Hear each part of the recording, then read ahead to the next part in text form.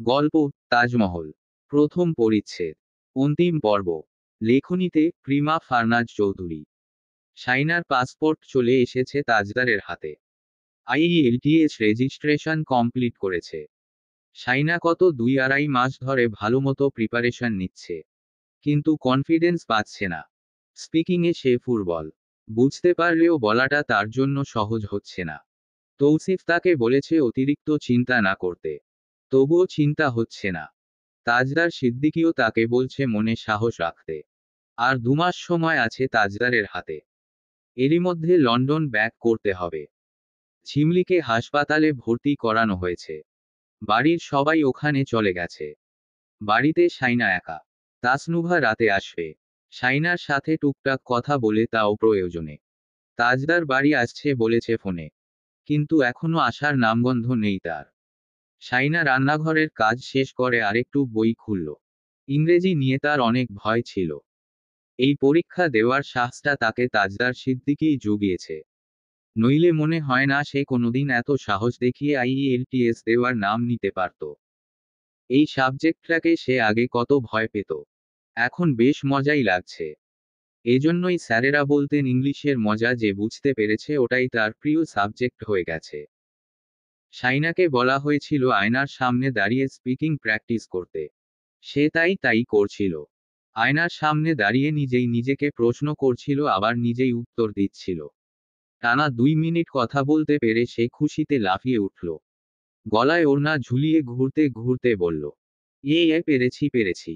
তারপর তাজদারের মতো গম্ভীর গলায় বলল, Shaina Mumtaz no hanky panky, practice again. বলেই চোখে মুখে তাজদারের একটা ভাইব এনে মোটা গলায় বলল, you cow Shaina, English is just a way to communicate, so don't worry too much about it. বলা শেষে শাইনা আয়নায় তাকিয়ে মুখ মোচড় দিয়ে বলল, ভ্যা ভ্যা। তাজদার দরজার কাছে এসে দাঁড়িয়ে তার কারখানা দেখে হতভম্ব হয়ে গেছে। শাইনা মমতাজ কোনোদিন এই রূপে তার সামনে আসেনি। তার সামনে যেন একটা আলাদা খোলস পড়ে থাকে। সে অনেকক্ষণ আড়ালে দাঁড়িয়ে চুপচাপ শাইনাকে দেখল। শাইনা ভোকাবুলারি মুখস্থ করতে করতে ঠোঁটে লিপস্টিক দিল। কপালে কয়েকটা চুল নামিয়ে তা আঙুলে পেঁচিয়ে পেঁচিয়ে কোকড়া করে দিল। তারপর নিজেকে ঘুরিয়ে ফিরিয়ে দেখল। ওড়না কাঁধে ঝুলিয়ে দেখল, গলায় ঝুলিয়ে দেখল, মাথায় ঘোমটা দিয়ে দেখল। লাজুক লাজুক হাসল। আবারও মুখ মোচড়ে দিল। জিহ্বা বের করে দেখালো। কিছুক্ষণ পর আবার চোখে কাজল দিল। হাতে চুড়ি পরল। চুড়িগুলোর নাড়াচাড়া করল হাতে পরার পর।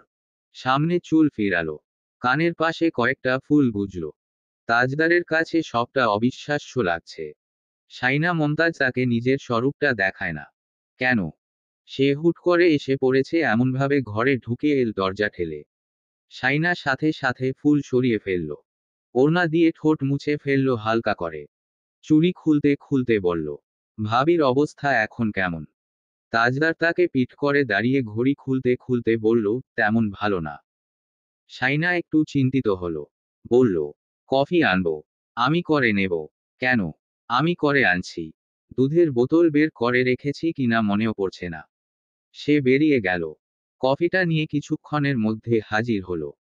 তখন তাজদার ওয়াশরুমের ভেতর। মুখে ঘন ঘন পানির ঝাপটা দিয়ে সে আয়নার দিকে তাকালো। অপরাধীর মতো দেখাচ্ছে তাকে। এটুকু অপরাধ তাকে করতেই হতো। শাইনা কফিটা রেখে বিছানার উপর থাকা রিপোর্টটা হাতে নিল। তার রিপোর্ট। ওই দিন চেক আপ করিয়ে এসেছিল। রিপোর্ট আজ নিয়ে এসেছে তাজদার। শাইনা রিপোর্টটা বের করে দেখল। Hormonal imbalance, polycystic ovarian syndrome.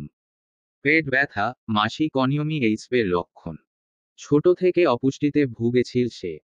বয়ঃসন্ধি তার জীবনে অনেকটা দেরিতেই এসেছিল। তার পিরিয়ড হয়েছে অনেক দেরিতেই। অনেকে তো বলেছিল কোনোদিন হবেই না। ব্যাটা ছেলেদের মতো হবে সে। যদিও পরে হয়েছে, কিন্তু তখন থেকেই তার পিরিয়ড অনিয়মিত। মা তো সারাক্ষণ ভয়ে থাকতো বাচ্চা কাচ্চা হবে না এই নিয়ে। এখনো সেই ভয়টাই পান উনি। শাইনা কখনো এইসব নিয়ে এতটা ভাবত না। কিন্তু আজ চোখটা কেমন ঝাপসা হয়ে উঠল তার। তাজদার সিদ্দিকীর কাছে এই বিষয়টা বিরক্তির হয়ে উঠবে না তো? তাজদার ওয়াশরুম থেকে বের হয়েছে খেয়াল হতেই সে চোখের জল আড়াল করে নিল। তাজদার তার হাত থেকে রিপোর্টটা নিয়ে নিল। বলল, পড়ায় ফোকাস করা দরকার। শাইনা চুপ করে রইল। তাজদার মাথাটা মুছতে লাগলো। শাইনা তার দিকে তাকিয়ে মৃদুস্বরে বলল, রিপোর্টে কি লেখা স্পষ্ট বুঝতে পারছি না। যদি আপনি একটু বলতেন। সে তাজদারের মুখে সবটা শুনতে চায়। এই বাচ্চা হবে না এইসব নিয়ে সে কি ভাবে? তার মতামত কি? কারণ উনি নিজেই তো বিয়ের শুরু থেকে বাচ্চা বাচ্চা করছিল। তাজদার স্পষ্টভাবে বলল, তোমার হরমোনাল প্রোফাইল পরীক্ষা করা হয়েছে। অনিয়ম দেখা গেছে, গর্ভধারণ সম্ভব নয় বলেছে। মানে সবাই যা ভাবছে তা ভুল। ক্লিনিক্যাল কমপ্লেইনগুলো তো মিলে যাচ্ছে, তাই না? হু। রিপোর্ট বলছে তোমার গর্ভাশয় স্বাভাবিক আকারের। ওভারি সামান্য সিস্টিক, ফলোপিয়ান টিউব ব্লোকড নয়, হালকা হাইপোথাইরয়েডিজম আছে, মানে গর্ভধারণের সম্ভাবনা কম। আর হালকা গ্যাস্ট্রিক ইরিটেশন আছে। কোনো গুরুতর সমস্যা নেই। আমি এইসব নিয়ে ভাবতে চাই না। বাড়ির কাউকে যদি কিছু বলতে হয় আমি বলবো। শাইনা ঢুক গিলে বলল, কিন্তু বড় আম্মু বলছে। বলবেই। সবাই সেটাই ভেবেছে। সম্ভাবনা কম বলেছে। একেবারে হবে না সেটা তো বলেনি। এইসব নিয়ে এত মাথা ব্যথার কি আছে? ইউকে গিয়ে ট্রিটমেন্ট করাবো। আর একটা মাস সময় মাঝখানে। এখন ফোকাস অন্যদিকে চলে গেলে সমস্যা। শাইনা চুপ করে রইল। প্রেগন্যান্সি কিট আনতে বলেছিল সে। এখন জিজ্ঞেস করতেও লজ্জা লাগছে। তাজদারের ফোনে কল এল। সে ফোনটা রিসিভ করে কানে তুলে বলল, হ্যাঁ বল। তৌসিফ ওপাশ থেকে বলল, আরেকটা সিদ্দিক সাহেব এসেছে। আলহামদুলিল্লাহ। সুস্থ আছে দুজনেই? হ্যাঁ আছে। তুমি কাল সকালে এসো। শাইনার রিপোর্ট এসেছে কিনা জিজ্ঞেস করছে বড় আম্মা। হ্যাঁ এসেছে। বাড়িতে আসুক বলবো সবাইকে।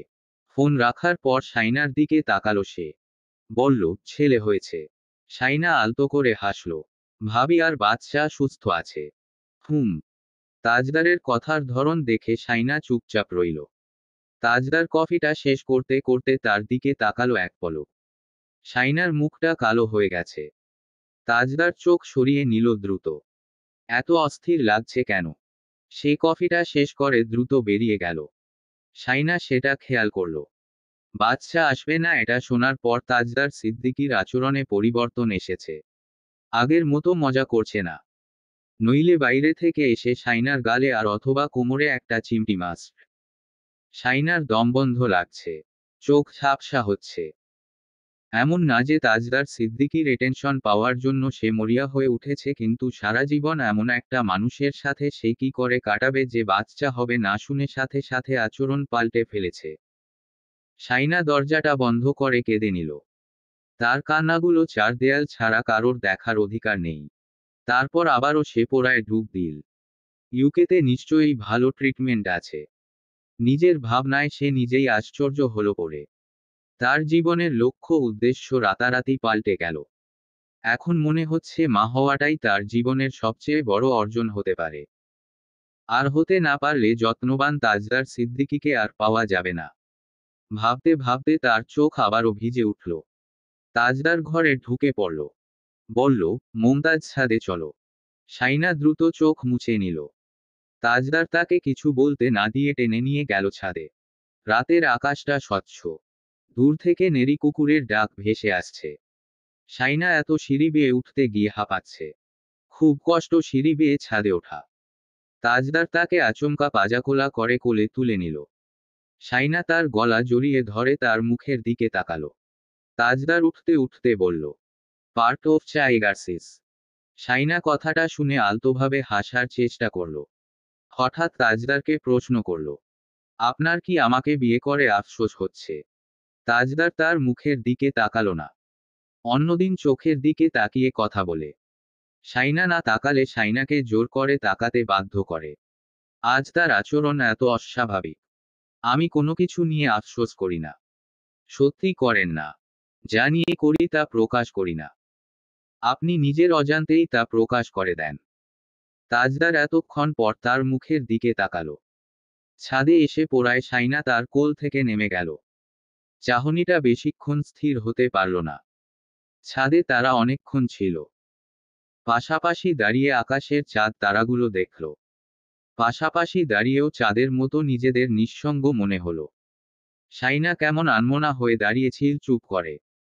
তাজদার তার পেছনে এসে দাঁড়ালো। শাইনা কিছু বুঝে ওঠার আগেই তার ঘাড়ে আর কান আর গলার আশেপাশে মুখ ডুবিয়ে চুম্বন করে বলল, আমি এই শাইনা মমতাজকে চাই না। শাইনা শাড়ি আঁকড়ে ধরল দুহাতে। তাজদার তার পেছনে থেকে সরে গিয়ে রেলিংয়ে দুহাত ধরে দাঁড়িয়ে রইল। শাইনা তার দিকে চেয়ে রইল। এই শাইনা মমতাজকে চায় না মানে? আর এক মুহূর্তও সে দাঁড়ালো না। এত সত্যি একটা কথা এভাবে বলে দিতে পারল। 2-3 দিন পর ঝিমলিকে নিয়ে আসা হয়েছে। বাড়িতে উৎসব উৎসব আমেজ। মেহমান আসছে একের পর এক। শাহিদা বেগম এসে শাইনা হাত ধরে বললেন, শানু ডাক্তার দেখা শুনি। শাইনা বলল, ডাক্তার বলেছে কোনোদিন মা হতে পারবো না। আমাকে জ্বালিও না তো আম্মা। মেহমান সামলাতে গিয়ে সবাই নাস্তানাবুদ। তাজদার অসম্ভব বিরক্ত। শাইনা একবার ঘরে আসতেই সে দরজা বন্ধ করে দিয়ে শাইনাকে বলল, কি সমস্যা শাইনা? পড়ার টেবিল ছেড়ে এই সব কি? শাইনা বলল, আমাকে নিয়ে যাবেন সাথে করে। তো ওই দিন ছাদে যে বললেন আমাকে চান না। তাজদার বিরক্ত হয়ে বলল, তোমার সাথে কোনো কথাই বলবো না আমি। যাও ঝিগিরি করো, যাও। শাইনা যাওয়ার সময় বলল, আপনাকে একটা সত্যি কথা বলবো। কি? আপনাকে ডার্ক ব্লু রঙের শার্টে খুব মানায়। তাজদারের কুঞ্চিত কপাল মসৃণ হয়ে এল। সে ঝট করে শাইনার হাত ধরে ফেলে বলল, দ্যাট মিন্স আমাকে অন্য শার্টে ভালো লাগে না। আপনাকে সব শার্টেই ভালো মানায়। তাজদার তার হাত ছেড়ে দিল। শাইনা বেরোনোর সময় দেখল তাজদার সিদ্দিকী আয়নায় নিজেকে দেখছে। শাইনা আলতো হেসে বেরিয়ে গেল। রান্নাঘরে যেতেই মনে হলো ভাতের মারটা কেমন গন্ধ ঠেকেছে তার। আইইএলটিএস পরীক্ষার আগের দিনই শাইনার ভীষণ জ্বর এল। জ্বর নিয়ে সে পরীক্ষা দিয়েছে। কতটা ভালো করেছে নিজেও জানে না। কিন্তু খুব ডিপ্রেশনে ছিল সে। তাজদার তাকে ভরসা জুগিয়েছে, সান্ত্বনা দিয়েছে। ভালো কিছুই হবে। শাইনার বোনের বাড়িতে দাওয়াত দিয়েছে তাদের। তাজদার যেতে পারবে না বলে দিয়েছে। সে শাইনাকে কোথাও যেতে দিতে চাইছে না। এটা নিয়ে শাইনাদের বাড়িতে বেশ গন্ডগোল লেগে গেছে। শাইনার বড় বোন বলেছে, তোমাদের ছোট জামাইকে জীবনেও আর দাওয়াত দেব না আম্মা। দেখে নিও। কোনো যোগাযোগও রাখবো না। অত হেডামওয়ালা মানুষের দরকার নেই আমাদের। শাহিদা বেগম শাইনাকে সবটা বলল। শাইনা অসুস্থ ছিল তাই শান্তভাবে বলল, তুই তো জানিস উনি কেমন। আমি এখানে কি করব বল। আমাকে বলছে আমি হুট করে গিয়ে একদিন ঘুরে আসব। দাওয়াত লাগবে না। আপা খেপে গিয়ে বলল, দরকার নেই আসার। তোর বড়লোক জামাই না এলেও চলবে। তুইও আসিস না। শাইনার আইইএলটিএস স্কোর সন্তোষজনক আসেনি। তবে এইটুকুই যথেষ্ট ছিল স্পাউস ভিসার জন্য। তাজদার সকাল থেকে তাকে ব্যঙ্গ করে যাচ্ছে। এটা কোনো স্কোর হলো? তোমাকে গাইড করাই আমি রীতিমতো অপমানিত বোধ করছি। ভালো স্কোর আনতে পারলে আমার নাম হতো। এখন এত বদনাম নিয়ে আমি ঘুমাবো কি করে? বরকে সময় না দিয়ে এত পড়াশোনা করে কি লাভ হলো? শাইনা চুপ করে দেখে যাচ্ছে। ইচ্ছে করে তাকে রাগাতে চাইছে। এই স্কোর তার জন্য অনেক বেশি। অনেক অনেক বেশি। তাজদার বকবক করছিল ঘরময় পায়চারি করে করে। সে ভীষণ হতাশ হয়েছে। স্টুডেন্ট বউ বলে বেঁচে গিয়েছে। অন্য কেউ হলে আজ মাইর একটাও মাটিতে পড়তো না। শাইনার বাবা মিষ্টি পাঠিয়েছে বাড়িতে। শাইনা দুটো মিষ্টি প্লেটে তুলে নিয়ে ঘরে এল। তাজদারকে বলল, নিন মিষ্টি খান। আব্বা পাঠিয়েছে। তাজদার ঘাড় ফিরিয়ে তাকালো। প্লেটে থাকা মিষ্টির দিকে তাকিয়ে বলল, মিষ্টি। শাইনা আলতো হেসে বলল, পাস করেছি না। সে মিষ্টি কেটে তাজদারের দিকে বাড়িয়ে দিল। তাজদার চামচটা তার দিকে ঠেলে দিল। শাইনা মিষ্টিটুকু খেয়ে নিল কপাল কুঁচকে। তাজদার বলল, মিষ্টি মুখ তোমার করা জরুরি। কেন? কারণ খুশিটা তোমার বেশি। শাইনা একটু মন খারাপ করে বলল, আপনার তো জানা উচিত যে আমি ইংরেজিতে এতটাও ভালো না। এত স্কোর পেয়েছি এটা আমার কাছে অনেক। তাজদার আর কোনো কথা বলল না। শাইনা বলল, মিষ্টি খাবেন না? তাজদার মিষ্টি খেল। শাইনা জানতে চাইল, মজা? মিষ্টি যেমন হয়। শাইনা মুখ মোচড় দিয়ে চলে গেল। শাইনাদের বাড়িতে তার বড় আপা মেজো আপা এসেছে। শাইনাকে যেতে বলেছে। শাইনা তিতলিকে নিয়ে ওই বাড়িতে গেল বিকেলের দিকে। আফসার সাহেব মেয়েকে দেখে জড়িয়ে ধরলেন। বললেন, মাঝে মধ্যে তো আসতে পারিস রে মা। সাইনা কিছু বলল না। কেন সে আসে না সেটা সবাই জানে। পুডিং খাওয়ার সময় সাইনা বলল, আম্মা ডিমের গন্ধ লাগছে বেশি। অ্যাসেন্স দাও নাই। তিতলি খেতে খেতে বলল, কই, তেমন গন্ধ লাগছে না। সাইনা বলল, না, লাগছে। তাহলে তুমি খাও সব। নুডলসেও ডিম দিয়েছিল শাহিদা বেগম। সাইনা বলল, নুডলসেও ডিম দিয়ে ভরিয়ে দিয়েছ আম্মা। শাহিদা বেগম বলল, তোর হয়েছেটা কি বলতো। দাদিমা হেসে বলল, কাজ সারছে মনে হয়। বলেই তিনি ঠোঁট টিপে হাসলেন। সাইনার একটু রেগে তাকালো। শাহিদা বেগম চবর্গীয় শব্দ করে বললেন, আহা আম্মা, আপনি ওকে খোঁচায়েন না। সাইনার মন খারাপ দেখে বড় আপা, মেজো আপা বলল, আল্লাহ চাইলে অসম্ভব সম্ভব হয়। এগুলো কোনো সমস্যা না। বিদেশে ভালো চিকিৎসা আছে। তাজ ভাই চিকিৎসা করাবে। চিন্তা করিস না। বড় দুলাভাই এসে বসল তাদের সাথে। বসতে বসতে বলল, শানু পড়ালেখা তাহলে ছেড়েই দিচ্ছিস। সাইনা চুপ। তিতলি মনে মনে বলল, আবার খোঁচা দিচ্ছে দেখো। বড় আপা বলল, ওখানে পড়ার সুযোগ হলে ভর্তি হয়ে যাস। সাইনা খেতে লাগলো চুপচাপ। শাহিদা বেগম বলল, রাতে খেয়ে যাবি। সাইনা তিতলির দিকে তাকালো। তিতলি হাসল। বলল, থাক গে, ভাইয়াকে পরে বুঝিয়ে বলবে। শাহিদা বেগম রান্না করছিলেন মাটির চুলায়। বেশি রান্না করতে হলে উনি মাটির চুলায় রান্না বসান। গ্যাসের চুলায় বড় পাতিল বসান না। সাইনা মায়ের পাশে বসে বসে রান্না দেখল। কথাবার্তা বলল। শাহিদা বেগম সাহস দিলেন। বললেন, তাহাজ্জুদ পড়িস নিয়মিত। আল্লাহ ফিরাবেন না। এগুলো নিয়ে টেনশন করিস না শানু। জামাই কিছু বলছে। সাইনা দুপাশে মাথা নাড়ল। মায়ের সাথে গল্পগুজব করার সময় সে পেঁয়াজের বাটিটা সামনে থেকে সরিয়ে রাখল। কাঁচা পেঁয়াজের গন্ধটা অসহ্য লাগছে। ভাতের মার উঠতেই সাইনা সেখান থেকে চলে গেল। মশলা কষার ঘ্রাণটাও নিতে পারছে না সে। শাহিদা বেগম তার আচরণ দেখে চিন্তিত হলেন। সাইনা রাতে খেয়ে দিয়ে বাড়ি যাওয়ার সময় দেখল তাজদার উঠোনে দাঁড়িয়ে আনিসের সাথে কথাবার্তা বলছে। বাচ্চারা ছোটাছুটি করছে তাদের আশেপাশে। তাসনুভা ফোনের ছবি দেখতে দেখতে তৌসিফের সাথে কথাবার্তা বলছে একপাশে দাঁড়িয়ে। কাল তাকে 15টা ড্রেস পরে শ্যুট করতে হবে। তৌসিফ থাকবে ক্যামেরাম্যানের দায়িত্বে। সাইনাকে দেখে তাজদার ঘাড় ফিরিয়ে তাকালো। সাইনা তার পাশ কেটে বাড়িতে ঢুকে পড়ল তিতলিকে নিয়ে। ঘরে গিয়ে থ্রি পিসটা পাল্টে নিল। একটা কটসেট পরল আরাম দেখে। চুলটা বেঁধে ঘরটা গোছগাছ করছিল অমন সময় তাজদার ঘরে পা রাখল। রকিং চেয়ারে বসলো আরাম করে। সাইনা প্রেসক্রিপশনগুলো ছবি তুলছিল ফোনে। ভাবি দেখাতে বলেছে। তাজদারের দিকে ফিরতেই দেখল তার কাজ দেখছে চুপচাপ।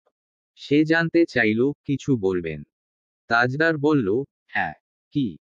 প্রেসক্রিপশনের ছবি যাকে পাঠাচ্ছ তাকে বলে দেবে তোমার ব্যাপারে ওদের চাইতে বেশি কনসার্ন আমি।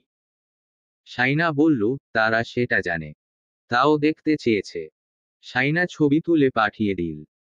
তাজদার গম্ভীর মুখে গটগট পায়ে হেঁটে ঘর ছাড়ল। সাইনা বলল, আশ্চর্য।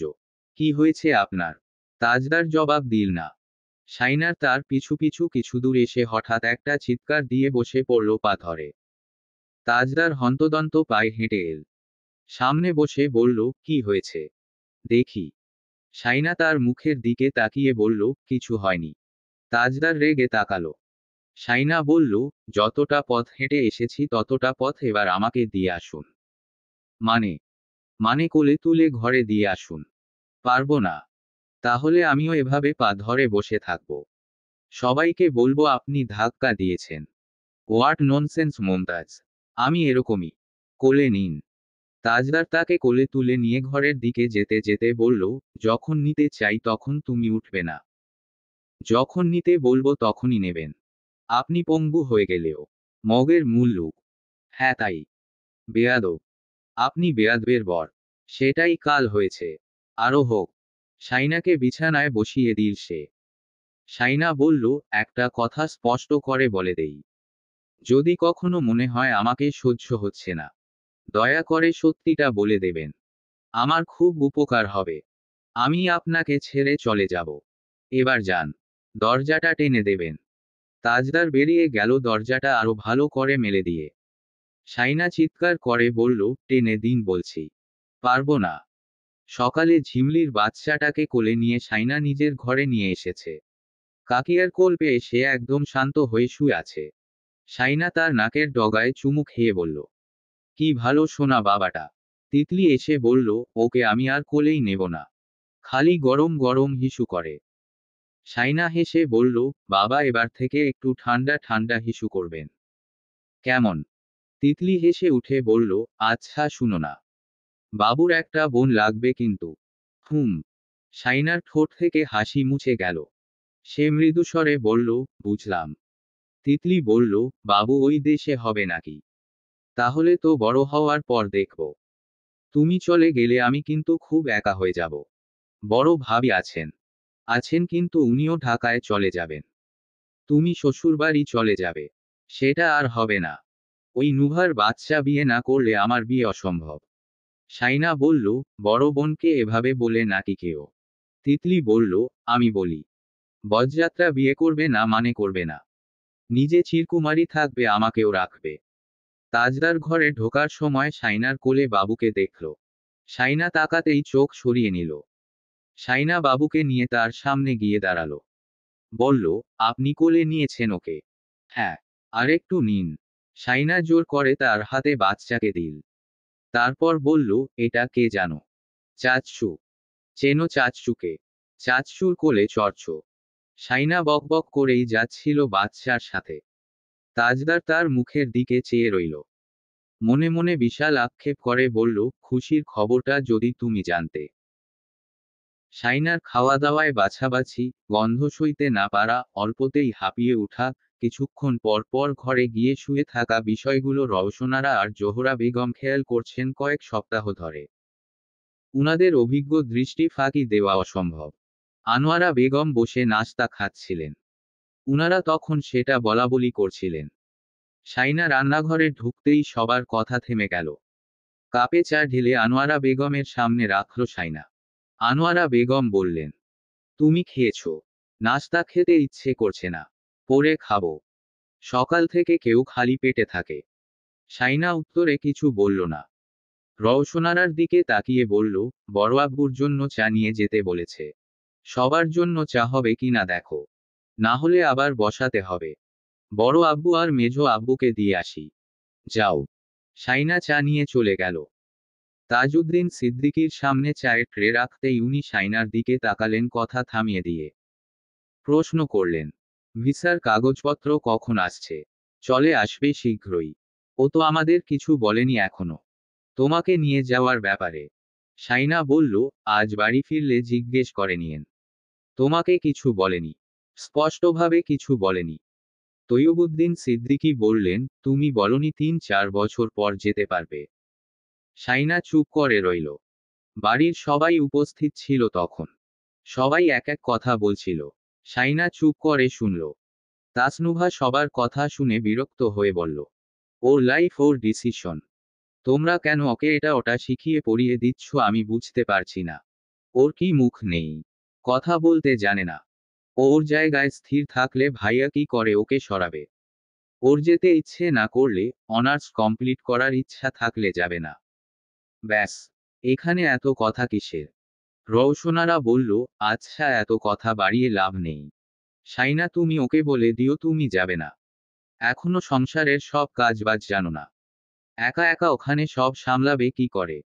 একজন মুরব্বিও নেই। তাজউদ্দিন সিদ্দিকী বলল, হ্যাঁ, ওকে বুঝিয়ে বলবে। আমরাও বলবো। ওখানে ওর জায়গাটা আরো পাকাপোক্ত হোক। তারপর দেখা যাবে।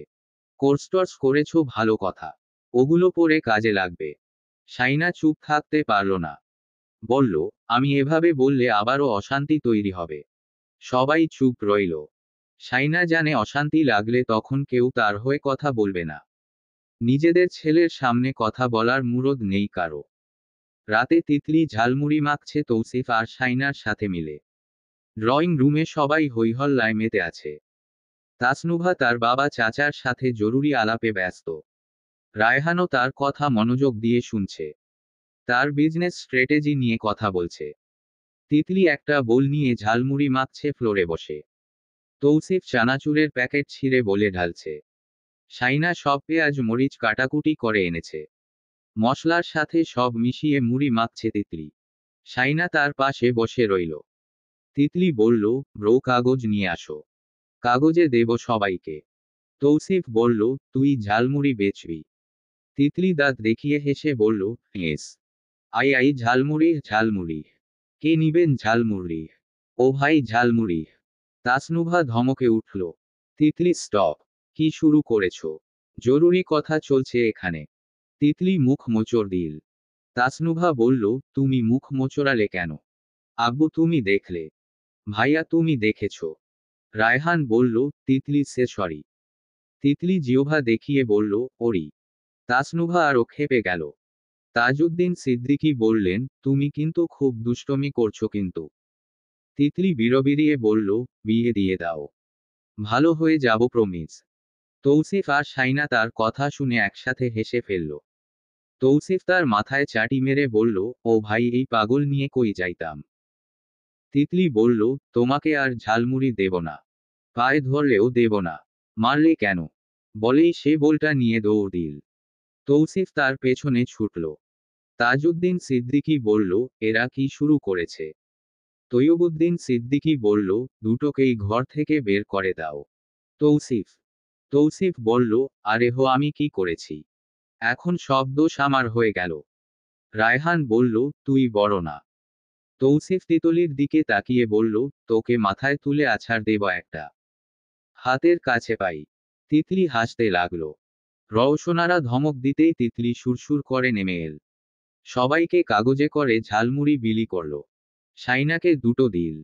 বলল, একটা তোমার জন্য। আরেকটা তোমার বরের জন্য। শাইনা বলল, বর খাবে এসব? কেন? তোমার বর শুধু মিষ্টি খায় নাকি? শাইনা তার ইঙ্গিত বুঝে পিঠে চড় দিয়ে বলল, দুষ্ট। তিতলি হেসে সরে গেল। তাজদার কিছুক্ষণ পর বাড়ি ফিরেছে। শাইনা দরজার কাছে এগিয়ে এসে তার হাত থেকে ফলমূলের ব্যাগটা নিয়ে নিল। বলল, আজ এত দেরি কেন? তাজদার বলল, বন্ধুদের সাথে ছিলাম। শাইনা বলল, বন্ধুদের সাথে ঘুমাতে পারলেন না? তাজদার তার দিকে কপাল কুঁচকে তাকালো। শাইনা তার কপালে আঘাতের মতো কিছু একটা দেখল। কপালে কি হয়েছে? কিছু না। শাইনা আর কিছু বলল না। তাজদার ভেতরে আসতেই সবাই একসাথে জানতে চাইল কপালে কি হয়েছে। তাজদার বলল, একটা অটোরিকশা চলে এসেছিল গাড়ি থেকে নামার সাথে সাথে। ওটার সাথে ধাক্কা লেগেছে। সিরিয়াস কিছু না। সবাই তাকে আর কোনোরকম প্রশ্ন করল। খেয়ে দেয়ে সবাই ঘুমিয়ে পড়েছিল। মাঝরাত তখন হঠাৎ শাইনার ঘুম ভেঙে গেল। সে দেখল তাজদার বিছানায় বসে মেঝেতে পা রেখে নিচু হয়ে কিছু একটা দেখছে। শাইনা উঠে বসল। বলল, কি হয়েছে? তাজদার তার দিকে তাকিয়ে বলল, একটু গরম পানি আনা যাবে? কি হয়েছে সেটা বলবেন তো? শাইনা কৌতূহলে হেঁটে এসে সামনে বসল। দেখল তাজদারের পায়ে মারাত্মক জখম হয়েছে। শাইনার গা গুলিয়ে এল। সে গরম পানিটা নিয়ে এসে আচমকা বমি করা শুরু করল।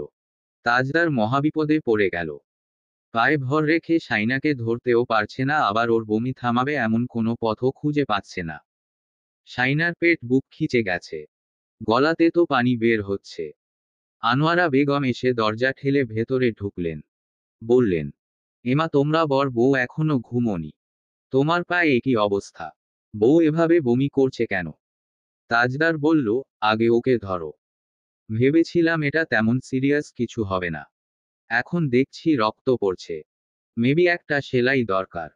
আনোয়ারা বেগম শাইনার পিঠে মালিশ করে দিতে লাগলো। তিতলি চলে এসেছে।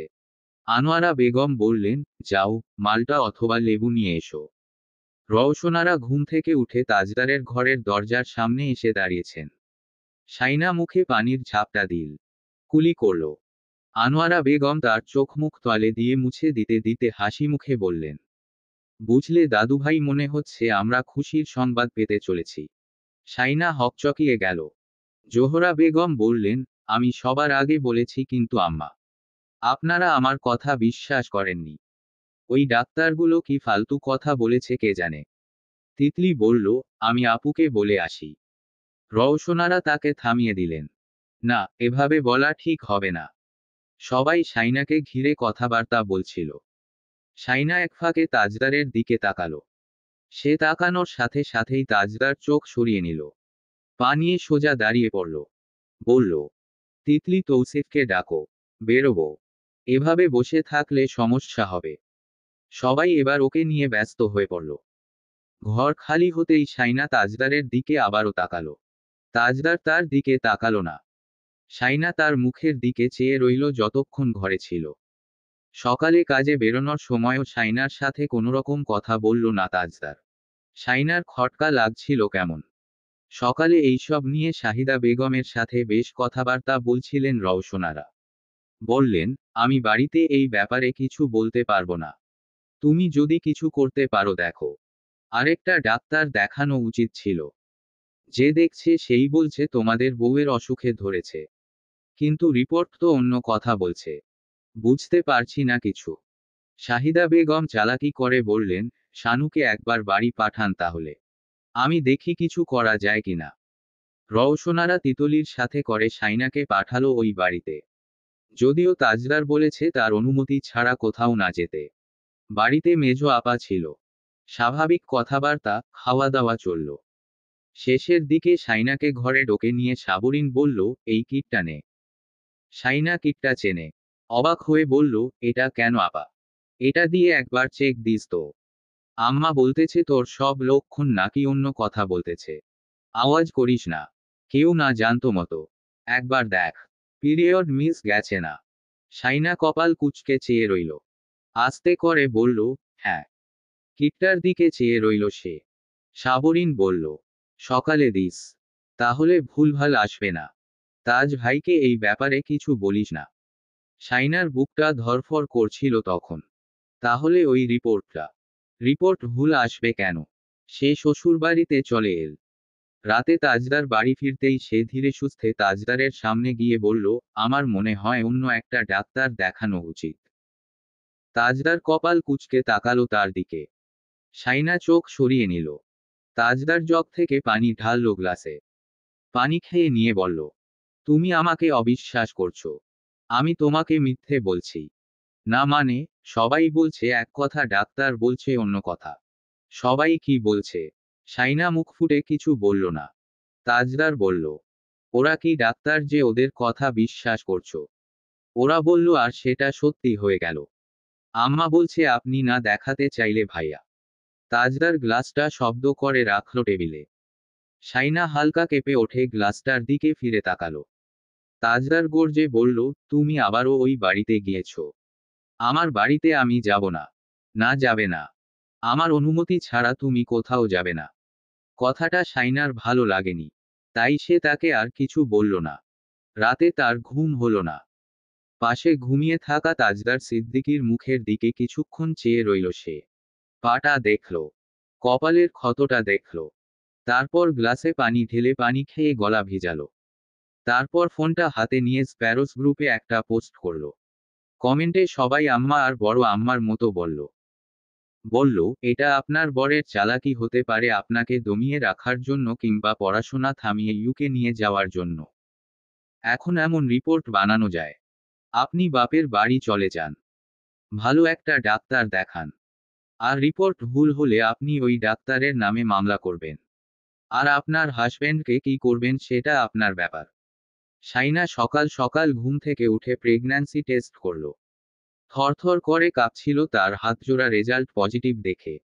চোখ থেকে ফোঁটা ফোঁটা জল গড়িয়ে পড়ল তার গাল বেয়ে। ওয়াশরুম থেকে বেরোনোর শক্তি পর্যন্ত হারিয়ে ফেলেছে সে। যে মানুষটা তাকে এত জঘন্য একটা মিথ্যে কথা বলতে পারে তার বাচ্চার মা হতে পারবে না ভেবে সে ক্ষণিকের জন্য আফসোসে মরে যাচ্ছিল। বুকভাঙা কান্নায় ভেঙে পড়ল সে। তাজদারের ঘুম ভাঙতেই কপাল আর পায়ে হালকা চিনচিনে ব্যথার টান অনুভব করল। ধীরে ধীরে চোখ মেলে চারপাশটা দেখল। বিছানার পাশের চাদর কুঁচকে আছে। সে হাত বুলিয়ে বুঝল অনেকক্ষণ আগেই ঠান্ডা হয়ে গেছে। তার মানে শাইনা উঠে গেছে অনেক আগে। আলসেমি ভরা ভঙ্গিতে আড়মোড়া ভেঙে তাজদার পা নামাল। ভারী শরীর নিয়ে ধীর পায়ে ওয়াশরুমের দিকে গেল। মুখে পানি ছুঁড়ে যখন সামান্য সতেজ হলো তখনই তার চোখ হঠাৎ থেমে গেল সিঙ্কের পাশে রাখা ছোট্ট বাক্সটার দিকে। Pregnancy kit. চোখ বড় হয়ে গেল তার। চক্ষু ছানাবড়া। সাদা প্লাস্টিকের সরু দাগটার ওপরে স্পষ্ট লাল রেখা। বুকের ভেতর ঢাকের মতো বাজতে লাগলো তার হৃদস্পন্দন। সে কি ভুল দেখছে? কপাল জুড়ে অদ্ভুত গরম লাগছে। দু হাত ভরে বারবার পানির ঝাপটা দিল মুখে। শ্বাস দ্রুত ওঠানামা করছে। পানির ফোঁটায় ভিজে যাওয়া চোখ মুছে আবার তাকালো সেই কিটটার দিকে। না, এটা কোনো ভ্রম নয়। এটা সত্যি। একেবারে স্পষ্ট লাল দাগ। চারপাশটা নিস্তব্ধ হয়ে গেল তার কাছে। কানে শুধু নিজের বুকের ভেতরের তীব্র ধকধক শব্দ হচ্ছে। সেই কিকটা হাতে নিয়ে কিছুক্ষণ তাকিয়ে রইল। তারপর দ্রুত বেরিয়ে গেল ওয়াশরুম থেকে। ঘরের চারপাশে একবার চোখ বুলিয়ে থামল টেবিলের দিকে। সেখানে নাস্তার ট্রে রাখা আছে। ট্রেটাতে সাজানো গরম দুধে ভেজানো ওটস, তার ওপর ছোট ছোট কাটা ফল আর ছড়ানো বাদাম। পাশে রাখা আছে হোল হুইট রুটি, সাথে সেদ্ধ ডিম আর টাটকা শশার টুকরো। তাজদার তিতলিকে ডাক দিল। কিছুক্ষণ ডাকাডাকির পর তিতলি এল। তাজদার রেগে জানতে চাইল, এতক্ষণ ধরে ডাকছি তোমাকে, এখন আসার সময় হলো। শাইনা কোথায়? খাচ্ছে। তাজদার চিন্তিত মুখে ঘরে ঢুকে গেল দেখে তিতলিও চলে গেল। তাজদার চিন্তিত মুখে অল্প অল্প করে খেয়ে নিল। বেশ খিদে লেগেছে। খাওয়ার ফাঁকে শাইনা ঘরে এসে কুচকানো বিছানাটা ঠিক করল। তাজদার খাওয়া শেষ করে তার দিকে চেয়ে রইল। শাইনা নাস্তার ট্রেটা নিয়ে বেরিয়ে গেল। তাজদার কিছু বলতে চেয়েও আর পারল না। অনেকক্ষণ ঘরময় পায়চারি করার পর শাইনা ফের ঘরে এল। তাজদার তার মনোযোগ আকর্ষণ করার চেষ্টা করল কিন্তু কোথা থেকে কথা শুরু করবে বুঝে উঠতে পারছে না। শাইনা ওয়াশিং মেশিন থেকে কাপড়গুলো বের করে ভাঁজ করতে করতে ঘড়ির কাঁটার দিকে একবার তাকালো। তারপর আলমারির সামনে গিয়ে থামল চাবিটা হাতে নিয়ে। চাবি মোচড় দিতেই তার হাতের উপর একটা হাত এসে থামল। শাইনা থেমে গেল। তাজদার তাকে নিজের দিকে ফিরিয়ে নিয়ে জড়িয়ে ধরে ফেলল। মাথাটা তার বুকের সাথে চেপে ধরে বলল, আমার কথাটা একবার শোনো প্লিজ। শাইনার নড়চড় নেই। পাথরের মতো জমে গেছে সে। শুধু চোখজোড়া কেমন জ্বলজ্বল করছে। তাজদার কথা শুরু করবে তার আগেই শাইনা তাকে ছেড়ে দাঁড়ালো। চাবি মোচড় দিয়ে আলমারি খুলে সব কাগজপত্র বের করল। তাজদারের সামনেই ভুয়া রিপোর্টগুলোতে আগুন ধরিয়ে দিল। তাজদার এত কথা বলল শাইনা একটাও শুনতে পেল না। রিপোর্টগুলো একটা একটা পুড়ছে। তাজদার বলল, তুমি আমার সাথে কথা বলো। মুমতাজ, আমার কথাটা শোনো। আশ্চর্য। শাইনার মুখে কোনো কথা নেই। শুধু গাল বেয়ে জল পড়ছে। তাজদার অবাক হয়ে দেখল সেখানে শুধু রিপোর্টগুলো নেই, তার অনার্সে ভর্তি সংক্রান্ত যত কাগজপত্র আছে। এমনকি পাশে কয়েকটা সার্টিফিকেটও। তাজদার সার্টিফিকেটগুলো সরিয়ে ফেলল। দাদিমা এসে বলল, ধোয়া কিসের? তিনি দরজার কাছে এসে থেমে গেলেন। চোখ বড় বড় করে চেয়ে রইলেন। তাজদার শাইনার হাত থেকে কাগজপত্রগুলো কেড়ে নেওয়ার চেষ্টা করছে। শাইনা দিচ্ছে না। তাজদার গর্জে বলল, এগুলো পুড়ে গেলে সমস্যা হবে। ছাড়ো। আমার কথাটা শুনতে বলছি। শাইনা। শাইনা একটা কাগজ শক্ত করে ধরে আছে। কাগজটা ছাড়ছে না দেখে তাজদার হাত তুলতেই দাদিমা ছুটে এসে শাইনাকে আড়াল করে দাঁড়ালেন। দাদু ভাই। তাজদার হাঁপিয়ে উঠে কান্নারত শাইনার দিকে তাকিয়ে হতাশ কণ্ঠে বলল, আমি কি বলতে চাইছি ও সেটা শুনবে না। আমি এইসব কেন করেছি ওকে বুঝতে হবে না। গায়ে হাত তুলতে চাওয়ার পর থেকে শাইনার কান্নার বেগ আরও বেড়েছে। দাদিমা বললেন, কি হয়েছে আমাকে বলবে তো। তাসনুভা এসে আগুনটা নিভিয়ে দিয়েছে বাথরুম থেকে মগে করে পানি এনে। সে তখন কিটটা দেখেছে। রওশনারাকে সেটা বলেছে। রওশনারা ঘরে এসে শাইনাকে বলল, এখান থেকে চলো। কথায় কথা বাড়বে। চলো, এই সময় এভাবে কেঁদো না। শরীর খারাপ করবে। চলো। দাদিমা তাজদারকে বলল, তোমার দাদা কোনোদিন আমার গায়ে হাত তোলেনি। তোমার বাবা কোনোদিন তোমার মায়ের গায়ে হাত তুলতে পারেনি। আর তুমি কি করতে যাচ্ছিলে? তাজদার চুপ করে রইল। কিছুক্ষণ পর বলল, তোমরা প্লিজ সবাই যাও এখান থেকে। ওর সাথে আমার কথা আছে। শাইনা, আমার সাথে কথা বলো। তুমি এদিকে এসো। দাদিমা আর রওশনারার পেছনে দাঁড়িয়ে কাঁদছে শাইনা। তাজদার সবার উদ্দেশ্যে বলল, তোমরা যাবে। রওশনারা বলল, ও অসুস্থ, এটা মাথায় রাখবে। দাদিমা বললেন, রাগারাগি না করেও কথা বলা যায়। উনারা বেরিয়ে যেতেই তাজদার শাইনার দিকে তাকালো। ধীরে ধীরে সামনে গিয়ে দাঁড়ালো। তার হাতটা তুলে চুমু খেতেই শাইনা গা দুলিয়ে কেঁদে উঠল। তাজদার তার হাতের তালু থেকে ঠোঁট তুলে বলল, তোমার যদি মনে হয় আমি অনেক বড় অপরাধ করে ফেলেছি তাহলে আমাকে শাস্তি দাও, কিন্তু যা মনে আসে তা করে বসো না। আমার দিকে তাকাও, আমার সাথে কথা বলো, আমাকে বকো, কিন্তু এভাবে চুপ থাকাটা আমি মানব না। শাইনা তার দিকে তাকালো না। তাজদার বলল, আমি কেন তোমাকে মিথ্যে বলেছি তুমি একবার ভাবো। তুমি আমার সাথে যেতে চাইতে না, পরীক্ষা দিতে চাইতে না। আমি তোমাকে সাথে করে নিয়ে যাওয়ার জন্য এমনটা করেছি। শাইনা তার মুখের দিকে ভুলেও তাকালো না। কাঁদছে আর চোখ মুছছে। নিজের শর্তে নিজে হেরে যাবার ভয় তার মাতৃত্বকে কাজে লাগিয়েছে এই মানুষটা। নিজের ছোট্ট একটা শর্তের কাছে তার মাতৃত্বটা ঠুনকো মনে করেছে। তার কাছে জিতে যাওয়াটাই বেশি মনে হয়েছে। আর সে তার সব স্বপ্ন, সব ইচ্ছেকে কবর দিয়ে তার সাথে চলে যাচ্ছিল লন্ডনে। সে এত এত কিছু বিসর্জন দিয়েছে, নিজের মর্জির বিপক্ষে গিয়ে মানিয়ে নিয়েছে, আর তাজদার সিদ্দিকী সামান্য ইগোটুকুকে জিতিয়ে দেওয়ার জন্য তার মাতৃত্ব অস্বীকার করেছে। তার জীবনের সবচেয়ে বড় ভুল তাজদার সিদ্দিকীর মতো স্বার্থান্বেষী মানুষকে বিয়ে করা, দ্বিতীয়ত অন্ধের মতো বিশ্বাস করা। শাইনা ধীরে ধীরে তার হাতটা ছাড়িয়ে নিল। তাজদার বলল, আমি তোমার প্রেগন্যান্সির খবর শুনে খুব খুশি হয়েছিলাম, কিন্তু। শাইনা তার দিকে চোখ তুলল এবার। নিজেকে জেতাতে বাচ্চাটাকে কবর দিতে হলেও দিত এই তাজদার সিদ্দিকী। তাজদার তার দুই গালের পাশে আলতো করে হাত রাখল। বলল, আমি তোমাকে বলতাম সময় করে, কিন্তু কি থেকে কি হয়ে গেল আমি নিজেই। শাইনার মুখ দিয়ে কথা বেরোল না। সে কথা বলল না। তার কোনো কথা কোনোদিন তাজদার সিদ্দিকী মূল্যায়ন করেনি। চেঁচিয়ে বললেও শোনেনি। তাই আজকের পর তার কাছে নিজের কোনো কথা সে বলবে না। একটা কথাও না। সে যদি মৃত্যুর দ্বারপ্রান্তেও দাঁড়িয়ে থাকে তাহলেও তাজদার সিদ্দিকীর কাছে যাবে না সাহায্য চাইতে। তাজদার সিদ্দিকী কথা রাখতে জানে না। তাজদার তাকে ঝাঁকিয়ে বলল, সে সামথিং। এভাবে চুপ থাকলে সমস্যা আরো বাড়বে। শাইনা শাইনা পারছে না কথা বলতে। শক্তি পাচ্ছে না শরীরে। সার্টিফিকেটগুলোর দিকে একবার তাকালো সে। আরেক ফোঁটা জল গড়িয়ে পড়ল গাল বেয়ে। এগুলো সে পুড়িয়ে ফেলতে চেয়েছে সে, কারণ জীবনের গুরুত্বপূর্ণ সময়গুলোর অপচয় সে নিজের সাথে বহন করতে চায় না। আর রইল ভালোবাসার কথা। মুখে তাজদার সিদ্দিকী যতই বলুন, কিন্তু সত্যিটা হচ্ছে সে তার কাছ থেকে পাওয়া সুবিধাগুলোকে ভালোবাসে। বাচ্চা না হলে, ইউকে সিটিজেনশিপ না পেলে তাকে 2 পয়সার পাত্তা দিত না। এই সংসারটা এমন একটা ভিতের উপর দাঁড়িয়ে আছে যে এটাকে ধরে রাখার জন্য একটা শক্ত হাতও নেই। সবাই এটাকে তার উপর চাপিয়ে দিয়েছে। সে এটা ওটা করলে, মানিয়ে নিলে সম্পর্কটা থাকবে, নইলে রাতারাতি কাবিনের টাকা সমেত তাকে বাপের বাড়িতে পাঠিয়ে দেয়া হবে। কথাটা সে অনেকবার শুনেছে। সেই ভয়েই হয়তো সে সংসার করছে।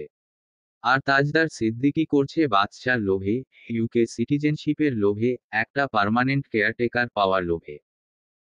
তার ভেতরে এতদিন ফাঁকা ফাঁকা লাগছিল এটা ভেবে যে সে সব ছেড়ে ছুড়ে, সব কিছু ফেলে চলে যাচ্ছিল, সেটা কি ভালো হচ্ছে, উচিত হচ্ছে? আজ তাজদার সিদ্দিকী তার সব প্রশ্নের উত্তর একসাথে দিয়ে দিল। যে নিজের বাচ্চা নিয়ে মিথ্যে গল্প সাজাতে পারে সামান্য একটা শর্তের জন্য, সে নিজের স্বার্থে আর কত কি না করতে পারে। তাজদার সিদ্দিকীকে শাস্তি দেওয়ার কোনো এনার্জি নেই তার।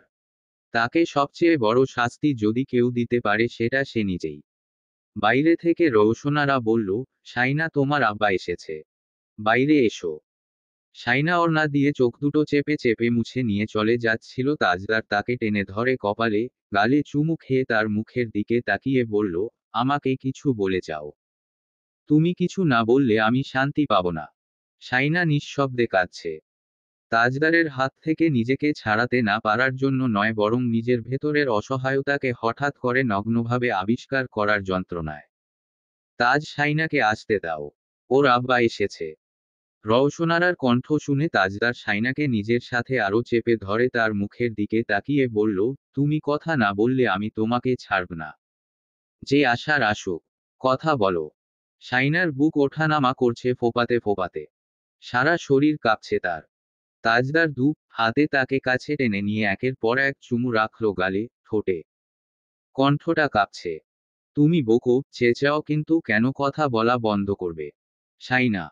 শাইনা দম বন্ধ হয়ে আসা অবস্থায় ছটফট করছে, বারবার তাজদারের হাত থেকে নিজেকে ছাড়িয়ে নিতে চাইল।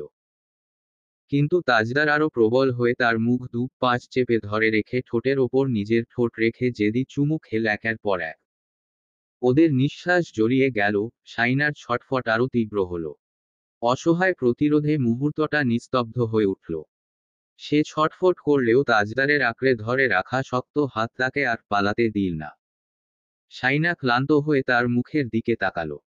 তাজদার তাকে জড়িয়ে ধরে গালে দীর্ঘ একটা চুম্বন করে গালে গাল চেপে ধরে বলল, আমি তোমাকে ছাড়ব না। শাইনার কান্না থামছে না দেখে তাজদার এবার অধৈর্য হয়ে উঠল। তার একটা শার্ট চোখের পানিতে ভিজিয়েও মেয়েটা শান্ত হচ্ছে না। সে শাইনাকে ছেড়ে দিয়ে মুখের দিকে তাকিয়ে রইল বিরক্ত মুখে। ঠোঁট দুটো শক্ত হয়ে আছে। মুখে অনেক কিছু আসছে কিন্তু বলতে পারছে না। বাইরে থেকে ডাকাডাকি ভেসে আসছে। শাইনা দরজার দিকে তাকিয়ে চোখ মুখ মুছে নিচ্ছে। আবারও চোখ ভিজে উঠছে। তাজদার শাইনার কবজি চেপে ধরে তার মুখোমুখি টেনে আনলো। শাইনা নিজেকে সামলে নিয়ে তার মুখের দিকে তাকালো। চোখ মুখ ফুলে গেছে ইতোমধ্যে। তাজদার অসম্ভব শীতল কণ্ঠে বলল, সত্যিটা জানার পর তুমি আমার সাথে যেতে? বলো, যেতে আমার সাথে। তুমি আমাকে বাধ্য করেছো কাজটা করতে। আমি চেয়েছিলাম তোমাকে সারপ্রাইজ দেব। কিন্তু তার আগেই তুমি জেনে গিয়েছো। আমি এটা করেছি যাতে তোমাকে আমার সাথে নিয়ে যাওয়ার পথে আর কোনো বাধা না আসে। একদম কাঁদবে না। তোমার কান্না দেখে মনে হচ্ছে আমি তোমাকে মেরে হাড়গোড় ভেঙে দিয়েছি। দ্য ফ্যাক্ট ইজ তুমি নিজেই এমন কোনো ঘটনা চেয়েছিলে যাতে তোমার যাওয়াটা ব্লক হয়ে যায়। মিথ্যে বলবে না। সত্যি করে বলো তুমি এমনটা চাওনি। শাইনা চোখে জল নিয়ে অবাক চোখে তার দিকে তাকিয়ে রইল। তাজদার বলল, have you ever tried to understand me Mumtaz? তুমি রিলেশনশিপটা শুধু একটা প্যাকেজ হিসাবে নিয়েছো, superficial comfort, zero commitment. No pull toward this life, no pull toward me. তোমার দিকে মানুষ আঙুল তুলবে তাই তুমি বাচ্চাটা নিয়ে দায়মুক্ত হয়েছো। বাচ্চাটা তোমার একটা কম্পেনসেশন ছিল, কারণ বাচ্চা থাকলে লন্ডন যাওয়ার কথাটা টলানো যাবে। এটাই ফ্যাক্ট যে বাচ্চা নেওয়ায় তুমি যতটা অসন্তুষ্ট হয়েছিলে বাচ্চা এলে লন্ডনে যেতে হবে না বুঝতে পেরে তুমি তার চেয়ে বেশি খুশি হয়েছ। শাইনার কবজিটার উপর তার আঙুলের ছাপ আরো ভালোভাবে পড়ল। কপালটা ঘেমে উঠেছে। শ্বাস পড়ছে অস্থিরভাবে। শাইনাকে চেপে ধরে রেখে বলল, তুমি আমাকে কখনোই চাওনি, না এখনো চাইছো। আমি তোমার কাছ থেকে দূরে গেলে তুমি বরঞ্চ খুশি হও। সত্যি কথা হচ্ছে তুমি আমাকে দুচোখে সহ্য করতে পারো না। এটাও জেনে রাখো তুমি আমার কাছ থেকে দূরে গেলে আমি মরে যাব, এই ধরনের মানুষও আমি না। তুমি যদি ভাবো তুমি আমাকে ভালোবাসো না আর আমি সেটা পাওয়ার জন্য মরে যাচ্ছি তাহলে ভুল ভাবনার মধ্যে আছো। তুমি না বাসলে আমিও ঠিক তাই। মনে আছে তুমি বলেছিলে মেপে ছেপে ভালোবাসা হয় না। Absolutely. Love isn't a maths equation, it's a feeling pure pro unplanned. মনের উপর জোর জবরদস্তি চলে না। আমি কোনো নাটক চাই না, কোনো ভাড়াটে আবেগও নয়। মনকে জোর করা যায় না। আমি এতদিন যা দিয়েছি সেটা এক্সট্রা জেনারোসিটি ছিল আর তুমি সেটা নিতে পারোনি। তাই আজ থেকে আমি আর ওভারগিভ করব না।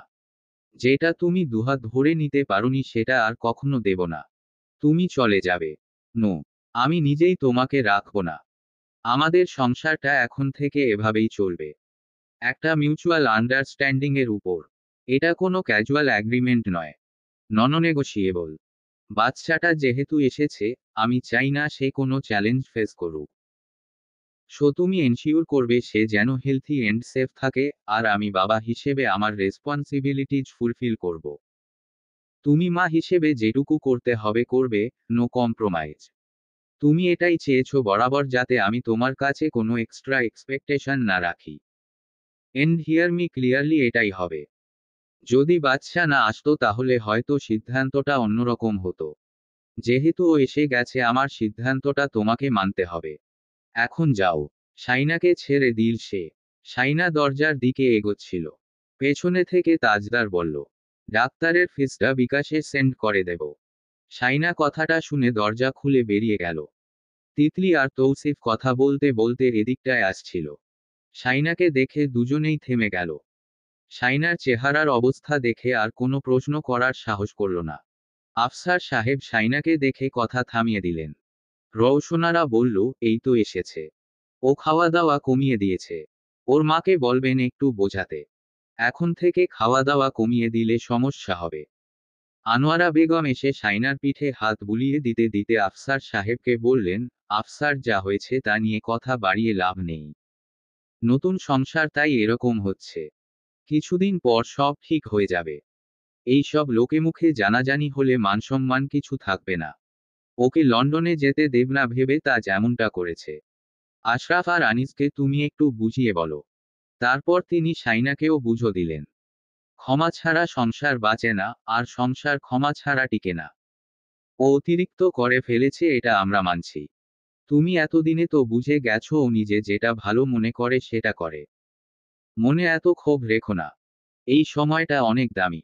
যাও তোমার বাবার সাথে। আর তাজের সাথে কথাবার্তা বলা বন্ধ রেখো না। ও তোমার বাচ্চার বাবা। কথা অনেক সমস্যার সমাধান। কথা না বললে সমস্যা আরো বাড়ে। তাদের কথাবার্তা চলছিল তখনই সেখানে তাজদার এল। চোখ ঘুরিয়ে সবার দিকে একে একে তাকালো। আফসার সাহেবের মুখে কোনো কথা রইল না তাকে বলার মতো। ছেলেটা এই স্বভাবের জেনেও মেয়ে দিয়ে দেওয়াটা ভুল ছিল, সেটা এখন উপলব্ধি হলেও তো কিছু করার নেই। এত বড় অন্যায় করার পরও এভাবে শক্ত শক্ত কথা কিভাবে বলছে তিনি বুঝে উঠতে পারছেন না। মেয়েটাকে বিদেশে নিয়ে যাওয়ার পরও যদি এমন করে। নিজের মেয়েকে তো তিনি চেনেন। না খেয়ে দেয়ে শুয়ে থাকবে জামাই কিছু বললে। তারপর বড় রোগভোগ হয়ে যাবে। বাচ্চাটার ক্ষতি হবে। তার চেয়ে ভালো তাদের কাছে থাকুক। বাচ্চাটাও একটু বড় হোক, তখন ভাবা যাবে। তাজদার ঠান্ডা কণ্ঠে তিতলিকে বলল, উনার ব্যাগপত্র গুছিয়ে সাথে দিয়ে দাও। রওশনারা, জোহরা বেগম আর আনোয়ারা বেগম একে অপরের দিকে তাকালো। তাদের এতক্ষণের সব চেষ্টাই মুহূর্তের মধ্যে বিফলে গেল তাজদারের একটা কথায়। আনোয়ারা বেগম বললেন, ব্যাগপত্র ও নিজেই গোছগাছ করে নিয়ে যাবে। ওর আসা যাওয়া থাকবে এখানে। তুমি কোথায় যাবে বলেছিলে না? সেখানে যাও। তাজদার শাইনার দিকে কোনা চোখে তাকালো একবার। তারপর চুপচাপ ঘর থেকে বেরিয়ে গেল। পথে আনিসের সাথে দেখা হলে আনিস বলল, চা খাবি? চল দোকানে বসে চা খাই। তাজদার ভেবেছিল সে হয়তো ওই ব্যাপারটা নিয়ে তাকে কঠোরভাবে আজ কিছু না কিছু বলবে। কিন্তু আনিস তেমন কিছুই বলল না। টেনে নিয়ে তার সাথে চা খেতে খেতে বলল, বনটাকে তোর হাতে যখন দিয়ে ফেলেছি তখন ভালোমন্দ সব তোর হাতেই। আমরা তোর উপর তখনই কথা বলবে যখন তুই ভুল হবি। তোর সিদ্ধান্তগুলো ভুল হবে। এখন যা হওয়ার হয়ে গেছে, এগুলোকে আর বাড়তে দিস না। যেটা ভালো হবে সেটা কর। আম্মা আব্বা রাজি ছিল ওকে নিয়ে যাওয়া নিয়ে। কিন্তু বড় আম্মা সহ ওরা সবাই এখন টেনশন করছে ও সেখানে গিয়ে কিভাবে থাকবে এটা নিয়ে। ওখানে কাজের লোকও রাখতে পারবি না। ও রান্নাবান্না করে খেতে পারবে কিনা সেটা নিয়ে ভয় পাচ্ছে সবাই। তোর উচিত সবার সাথে বসে এটা ক্লিয়ার করা। আমি শাইনার দোষ দেখছি না কোথাও। ও তোর সাথে যাবে বলেই তো পরীক্ষাটা দিয়েছে, তাই না? তাজদার চায়ের কাপে বিতৃষ্ণা নিয়ে চুমুক দিয়ে বলল, হ্যাঁ, সেটা সবাইকে দেখানোর জন্য যে ও আমার কথা মেনে চলছে। তথাকথিত ভালো বউ হওয়ার চেষ্টা বই কি, অন্য কিছু না। আম্মু আব্বুকে কি বলেছে ওকে জিজ্ঞেস করেনিস? ওদের বলেছে এক কথা, আমাকে বলেছে এক কথা। ওদের বলেনি ও আমার সাথে যাবেই। একবারও ওদের বলেনি ও আমার সাথে যেতে চায়। তোর বোন আসলে যেতেই চায় না। আমি তাই ওকে আর জোর করব না। তুই রাগ থেকে কথাটা বলছিস? না, আমি অনেক ভেবে সিদ্ধান্তটা নিয়েছি। আনিস হতাশ হয়ে তার দিকে তাকালো। তাজদার চায়ের বিল মিটানোর সময় দোকানদারকে বলল, চিনিতে পিঁপড়া ছিল। এই দোকানে আর কোনোদিন আসবো না। টাকা নেওয়ার সময় দোকানদারের মুখ হা হয়ে গেল। আনিস তার হাতে আরো 10 টাকা হাতে গুজে দিয়ে হাসি মুখে বলল, ওর কাপে সত্যি পিঁপড়ে ছিল। আমি সামনে ছিলাম বলে কোনো সিনক্রিয়েট ছাড়া খেয়ে নিয়েছে। কিছু মনে করো না। এটা রাখো। তাজদার তার আগেই বেরিয়ে গেল। সেই বুঝে গেছে তার উপর একটা বিরূপ মনোভাব তৈরি হয়েছে শাইনার মমতাজের। এটা ঠিক না হওয়ার আগে বাদশার কথা ভাবাটা ঠিক হয়নি। অবশ্য দেশে পা রাখার পর থেকে সে একটার পর একটা ভুল করে গিয়েছে। তার সবচেয়ে বড় ভুল ছিল দেশে পা রাখার পর নেওয়া সিদ্ধান্তটি। ছোটবেলায় যেমন সে পাত্তা দিত না, শাইনা মমতাজ এবার ঠিক সেই পুরনো ভঙ্গিতেই তার শোধ চুকিয়ে দিল। সে এটাও বুঝে ফেলেছে কেউ কিছু না চাইলে তাকে আগ বাড়িয়ে কিছু দিতে নেই। হাত বাড়ালে তখনই হাতে হাত রাখতে হয়। নইলে নিজেকে প্রস্তুত করতে হয় ছুটে এসে হাত ধরার মতো মুহূর্তের জন্য। শাইনার ঘ্রাণশক্তি এতটা প্রখর হয়েছে যে তার সাবানের গন্ধটা পর্যন্ত সহ্য হচ্ছে না। বমির উপর আমি। সারাক্ষণ শুয়ে শুয়ে থাকছে। বিকেলে শাওন দরজা একটু ঠেলে ঘরে উকি দিয়ে মজা করে বলল, তুমি দেখছি বমিতে ভাসিয়ে দিবি আমাদের। ওই বাড়ি ছেড়ে এখানে কেন এসেছিস? জামাইকে একা জ্বালিয়ে শান্তি হচ্ছিল না। শাইনা আম্মা বলে ডাক দিতেই শাওন এক দৌড়ে পালিয়ে গেল। দাদিমা এসে বলল, ম্যাম করিস না। নিজেই মা হতে যাচ্ছিস। অব্বুল কি বলছে? সারাদিন তো আছিস ওয়াক ওয়াক করতে। বাপের মতো মাথা ভর্তি চুল আসবে তোর ছানা। বাছার মাথায় চুল ভর্তি থাকলে মা এমন বমি করে? শাইনা কথাটা শোনা মাত্রই বলল, আমি কি টাকলা? সেটা কখন বললাম? তোর জামাইয়ের মাথায় চুল বেশি তাই বললাম। মেয়ে হলে বাপের মতোই হবে। তোমাকে বলছে কেউ? ওমা, বাচ্চা তার বাপের মতো হবে না। নাকি এখন অস্বীকার করবি বাচ্চাটা পেটে এমনি এমনি চলে আসছে? শাইনা শক্তি জোগাড় করে চেঁচিয়ে উঠল, আম্মা তোমার শাশুড়িকে যেতে বলো এখান থেকে। দাদিমা মুখ মোচড় দিয়ে বলল, ঢং, জামাই সহ্য হয় না আবার তার ছানা পেটে নিয়ে ঘুরছে। ওরে ঢঙে! এমন কত ঢং দেখলাম জীবনে। শাইনা চিৎকার করে বলল, বুড়ি আমি মাথা ফাটাবো তোমার। আম্মারে! শাহিদা বেগম হন্তদন্ত পায়ে ছুটে এল। দাদিমা হাসতে হাসতে বেরিয়ে গেলেন। শাহিদা বেগম বললেন, ও বাড়িতে এলে আপনি ওকে শান্তি দেন না আম্মা। মেয়েটা আপনার জন্যই আর আসতে চাইবে না এখানে। মুরব্বি মানুষ হয়ে কি সব কথা বলেন ওর সাথে? আমি বলতে পারবো তাই বলি। তুমি আমাকে শিখাইও না। সাবরিনা শাহিদা বেগমকে ডাকলো তখনই। আম্মা কোথায় আপনি? বড় আম্মা এসেছে। আম্মা। শাহিদা বেগম যেতে যেতে বললেন, হ্যাঁ, বসতে বলো। মেহমান পেছনে দরজা দিয়ে এল কেন? রওশনারা ভেতরে চলে এল। দাদিমা বললেন, ফুতের বউ দেখতে চলে এলে নাকি রায়হানের মা? রওশনারা হালকা হাসলেন। বললেন, হ্যাঁ সেজেগুজে সামনের দরজা দিয়ে আসতে অনেক কাহিনী করতে হয়। ঘুমাচ্ছে নাকি? ঘুমালে ঘুমাক। না জেগে আছে। এমনি শুয়ে আছে। দুপুরে ভালো করে খায়নি। এই মেয়েকে নিয়ে আমি করব জানি না। আসেন। রওশনারা বললেন, তাজ যেহেতু চলে যাবে ওর দাদার বাৎসরিক ফাতেহাটা তাই এই মাসেই দিয়ে দিচ্ছি। মেজবানের দাওয়াত আগে থেকেই দিয়ে রাখলাম। ওই দিন শাইনাকে বাড়িতে থাকতে হবে। মেহমান আসবে তাই। বলতে বলতে দুজন শাইনার ঘরে ঢুকল। শাইনা শোয়া থেকে উঠে বসল। ওড়না খুঁজে নিয়ে মাথায় কাপড় দিল। রওশনারা বলল, তুমি শুয়ে থাকো। উঠতে হবে না। যে কথাটা বলতে এসেছি মেজবানের দিন বাড়িতে থাকতে হবে তোমাকে। তাই সকালে চলে যেও। শাইনা মাথা দোলালো। রওশনারা দরজা টেনে দিলেন। শাইনা ওড়না ছুঁড়ে মেরে আবারও শুয়ে পড়ল। ফোনটা হাতে নিতেই মেসেঞ্জারে দেখল তাজদার সিদ্দিকীর নামের পাশে সবুজ বাতি জ্বলজ্বল করে জ্বলছে। ইনবক্সে ঢুকতেই শাইনা দেখল তার নিকনেম চেঞ্জ করেছে। তার নিকনেম সেট করেছে সরি দিয়ে। শাইনা ফোনটা রেখে দিল। কিছুক্ষণ পর টুং করে নোটিফিকেশন এল মেসেজের। শাইনা ক্লিক করতেই তাজদার সিদ্দিকীর ইনবক্সে নিয়ে গেল। সেখানে লেখা আছে, sorry for everything, but not sorry for baby. কারণ ও আশায় তোমারই বেশি লাভ হয়েছে। Take care of yourself. আমি যতদিন দেশে থাকবো ততদিন তুমি আমার সামনে আসবে না। এলে কাঁচা চিবিয়ে খাবো। তাই পরদিন তার নিত্য প্রয়োজনীয় জিনিসগুলো আনতে গিয়ে শাইনা খুব ভয় ভয় ছিল। শাইনা কাপড়চোপড় গোছগাছ করে ঘর থেকে বেরিয়ে এল। তিতলি এসে বলল, আর কখন আসবে? তুমি না থাকলে ভালো লাগে না। শাইনা একটু ভেবে বলল, অনেক দিন পর গিয়েছি। কিছুদিন থাকবো। তাড়াতাড়ি চলে এসো। ব্যাগটা আমাকে দাও। না থাক, আমি পারবো। শাইনা তিতলিকে ব্যাগটা দিল না, নিজেই নিয়ে যেতে লাগলো। যাওয়ার সময় রওশনারা দেখা করে যেতে বলেছে। শাইনা রান্নাঘরের সামনে গিয়ে দাঁড়ালো। দাদিমা তাকে দেখে বলল, এসো। শাইনা ভেতরে গেল। রওশনারা তার দিকে ফিরে বলল, তাজ তোমাকে ফোন করেছে? না।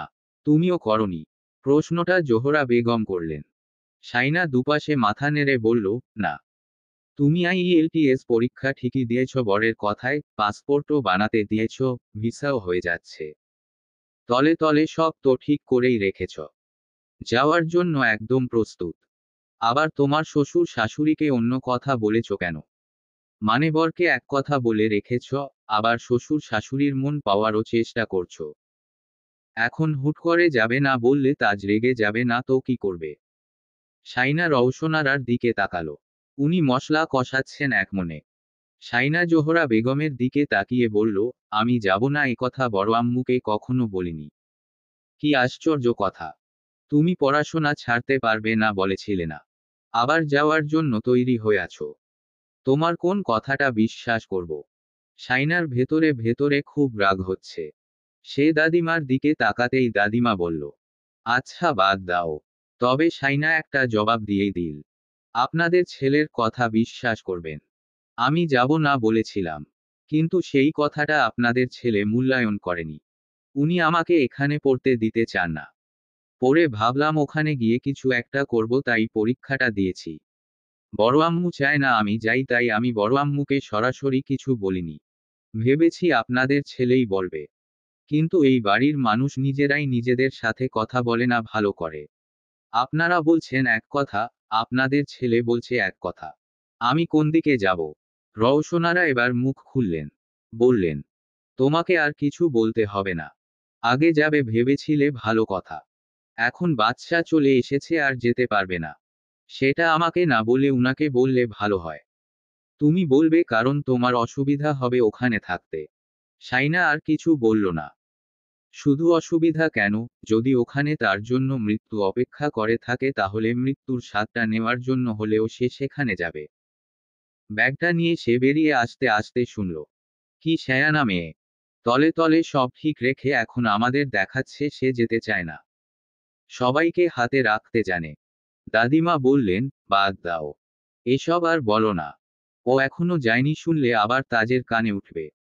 বাড়ি গিয়ে শাইনা ব্যাগটা বিছানায় রেখে শুয়ে পড়ল ফ্যানটা ছেড়ে। পুরো শরীর ঘেমে উঠেছে। শাহিদা বেগম এসে ডাকাডাকি করলেন, আলু ভর্তা দিয়ে পান্তা ভাত খাবি বলেছিলি। খাবি না? ও শানু।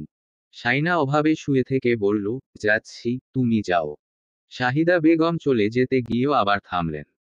বললেন, ওই বাড়ি গেলি? কেউ কিছু বলছে? না। আচ্ছা তাহলে আয়। জামাই ছিল না বাড়িতে? না। ওহ, শুনলাম ভিসার কাগজপত্র নিয়ে দৌড়ের উপরে আছে। আচ্ছা আয়। শাইনা কিছুক্ষণ পর রান্নাঘরে গেল। আলু ভর্তা চটকে পান্তা ভাত খেল। ভাত খাওয়ার কিছুক্ষণ পর সেগুলো উগরে দিল বাড়ির পেছনে বের হয়ে। দাদিমা বললেন, খোদা গোটা এলাকা কাঁপছে তোর ও গোয়াক শুনে। শাহিদা বেগম বললেন, আম্মা ফালতু কথা বইলেন না তো। মেয়েটা দম নিতে পারতেছে না। শাইনা পুকুর ঘাটে নেমে মুখে পানির ঝাপটা দিল। কুলি করল। মাথায় পানি দিল। পুকুর পাড়ের থাকা লেবুগাছ থেকে পাতা ছিঁড়ে ঘ্রাণ নিল। শাহিদা বেগম বলল, ভেতরে আয়। শাইনা গেল না। ঘাটে বসল। ঠান্ডা বাতাস আছে এখানে। ভালো লাগছে। শাহিদা বেগম বললেন, এভাবে চুলের আগা খোলা রেখে ওখানে বসে থাকিস না শানু। শাইনা পুকুরের পানির দিকে চেয়ে রইল এক দৃষ্টিতে। কিছুক্ষণ পর পায়ের শব্দ তুলে শাওন ঘাট বেয়ে নেমে এল। শাইনার পাশে ধপ করে বসে পড়ল। হাতে কতকগুলো আচারের প্যাকেট। শাহিদা বেগম চেঁচাচ্ছেন, ওকে দোকানের আচার খেতে দিবি না শাওন। ফ্রিজে আছে আচার। শাওন বলল, বার্মিজ বড়ই আচার। এগুলো ভালো। তুমি বেশি কথা বলো আম্মা। চুপ থাকো। শাইনা আচারের প্যাকেটগুলো নিল। শাওন বলল, দে ছিঁড়ে দেই। শাইনা দিতে চাইল না। তুমি খেয়ে ফেলবে। শাওন কেড়ে নিয়ে দাঁত দিয়ে প্যাকেট ছিঁড়ে দিতে দিতে বলল, তোর জন্য একটা সুখবর আছে। শাইনা প্যাকেট কেড়ে নিয়ে বলল, কি? শাওন দাঁত দেখিয়ে হেসে বলল, তোর জন্য একটা ভাবি ঠিক করেছি। শাইনা মুখ হা হয়ে গেল। কি? শাওন চোখ টিপে বলল, হ্যাঁ। শাইনা ধুম করে কিল বসিয়ে বলল, মিথ্যে কথা। আহা মারছিস কেন? সত্যি সুন্দর আছে। ছবি দেখবি। মেজো ভাইয়া এখনো বিয়ে করেনি আর তুমি? বিয়ে তো এখন করছি না। আজব আর কতদিন সিঙ্গেল থাকবো? ছবি দেখাও। শাওন ছবি দেখালো তাকে। শাইনা ছবিটা দেখে হাসল। বলল, সুন্দর। আমার বয়সী। হ্যাঁ। আম্মাকে বলবো। সোজা ঘর থেকে বের করে দেবে। মেজো বিয়ে করুক তারপর ওকে নিয়ে আসবো। এহো শখ কত। চাকরি ছাড়া ওর বাবা তোমার হাতে মেয়ে দেবে। আমার বউ কি গোটা দুনিয়া খাবে? ওর ভাতের অভাব হবে না। শোন ওকে বলে দিয়েছি। তোমার বাপকে বলে দেবে যৌতুক হিসেবে আমার বাইক চাই। আর কিচ্ছু লাগবে না। বলেই হা হা করে হাসল শাওন। শাইনা তার সাথে সাথে হাসল। বলল, তুমি বেকার জেনে কিছু বলেনি। বেকার আবার কি? যারা সারাদিন শুয়ে শুয়ে ঘুমায় তাদের বেকার বলে। আমি সারাদিন দৌড়ের উপর থাকি। ঘরের বাজার সদাই করি। বোনের সেবা করি। বাপ ভাইদের কথা মেনে চলি। এগুলো কি কাজ নয়? শাইনা ফিক করে হেসে উঠে বলল, পাগল। শোনো তোমার বিয়েতে আমি খুব মজা করব। আমাদের বাড়ির শেষ বিয়ে তোমার। চাকরি বাকরি কখন হবে? তোর বরকে বলিস আমাকে একটা চাকরি বাকরি দিতে। শাইনা চুপ হয়ে গেল। শাওনা তাকে কনুই দিয়ে ধাক্কা দিয়ে বলল, ওই। শাইনা তার মুখের দিকে তাকিয়ে আলতো করে হাসল। ছোট ভাইয়ার চোখে সব কত সহজ। সে কেন এত সহজ করে সব ভাবতে পারে না? ওভাবে বিয়ের পর বউ ওর এই সব অভাব স্বভাব মেনে নেবে। কিন্তু আসলেই মানবে? শাইনা চায় তার ভাই সবসময় এমন হাসি খুশি ছটফটে থাকুক। কিরে মুড অফ হয়ে গেল কেন? আচ্ছা এসব কথা বাদ দে। তুই বিদেশ চলে যা। ওখান থেকে বাইক পাঠাস একটা। বলেই আবারও হো হো করে হাসল শাওন। শাইনা এবার রেগে গিয়ে বলল, এভাবে হাসবে না সব সময়। এত বেশি আশা রাখা ভালো না। আমি কত কি ভেবেছিলাম। কিছুই হয়নি। তুমি যা ভেবে রাখছো তার কোনো কিছুই হবে না। শাওন হাসি থামিয়ে বলল, চাকরি হবে না বলছিস? আচ্ছা বেশ, তোর বড়লোক বরকে বলিস আমাকে কয়েক লাখ মামু দিতে। ব্যবসা করব। শাইনা আশ্চর্য হয়ে বলল, তুমি কি বলছো? তুমি নিজেও জানো না আমি কোনোদিন উনার কাছ থেকে একটা টাকাও চাইনি। চাসনি কেন? শাইনা জবাব দিতে পারল না। শাওন বলল, চেয়ে নিবি। মুখে বলতে লজ্জা লাগলে কাগজে লিখে দিবি। মাসে মাসে হাত খরচ নিয়ে নিবি। বড় ভাই ভাবিকে দেয় দেখিস না। তোর যেটা মন চায় সেটা বলে দিবি। কথার দাম না পেলে তখন যদি লজ্জা দেয়। বউয়ের কথার দাম দেবে না তো কার কথার দাম দেবে? নিজ থেকে না দিলে নিজেই নিয়ে নিবি। আর তোর বরের পয়সা বেশি। সবাই তাই তোকে তাদের কথায় নাচাতে চাইবে। হাতে রাখতে চাইবে। নিজে যেটা ভালো মনে করবি ওটা করবি। আমি যদি তোমার মতো হতাম হেলে দুলে বেড়াতাম। কোনোদিন বিয়ে শাদী এইসব করতাম না। তোমার জীবনটাই আনন্দের। তোর মাথা। যদি কেউ আমার দায়দায়িত্ব নিত আমি তার কোলে উঠে বসে থাকতাম। পুরুষ মানুষের জীবন অনেক কঠিন। আমি এভাবে চাকরি বাকরি না পেলে দেখবি একটা সময় গিয়ে নিজেকে নিজের বোঝা লাগবে। তাজ ভাই তোকে ফোন দেয়নি? না। সামনে যেতে বারণ করেছে। বাদ দাও। এগুলো নিয়ে কথা বলতে ইচ্ছে করছে না। তুই চলে আসায় রেগে গেছে মনে হয়। রাগ করে না কখন? পায়ের নখ থেকে মাথার চুল রাগ দিয়ে ভর্তি। এত উগ্র মানুষের হাতে তোমরা আমাকে কি করে তুলে দিলে জানি না। তোকে তো পছন্দ করে বিয়ে করেছে।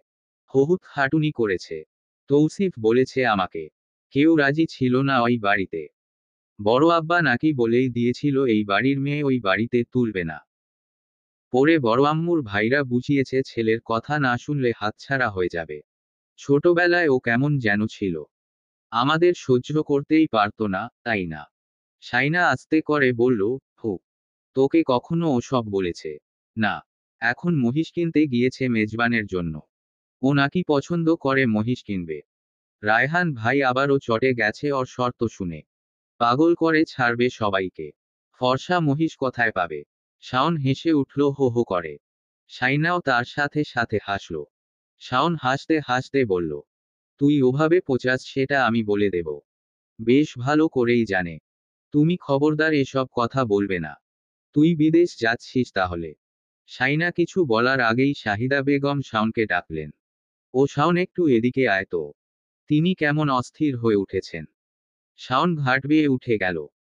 শাহিদা বেগম তাকে একপাশে ডেকে নিয়ে গিয়ে তার দিকে ফোনটা বাড়িয়ে দিয়ে বলল, আনিসকে একটা ফোন দে তো। কেন? দাদিমা এসে বললেন, ওই ব্যাটাকে নাকি মহিষে মারছে। ব্যাটা জানে না বউয়ের মতো মহিষকে গুতা মারতে নেই।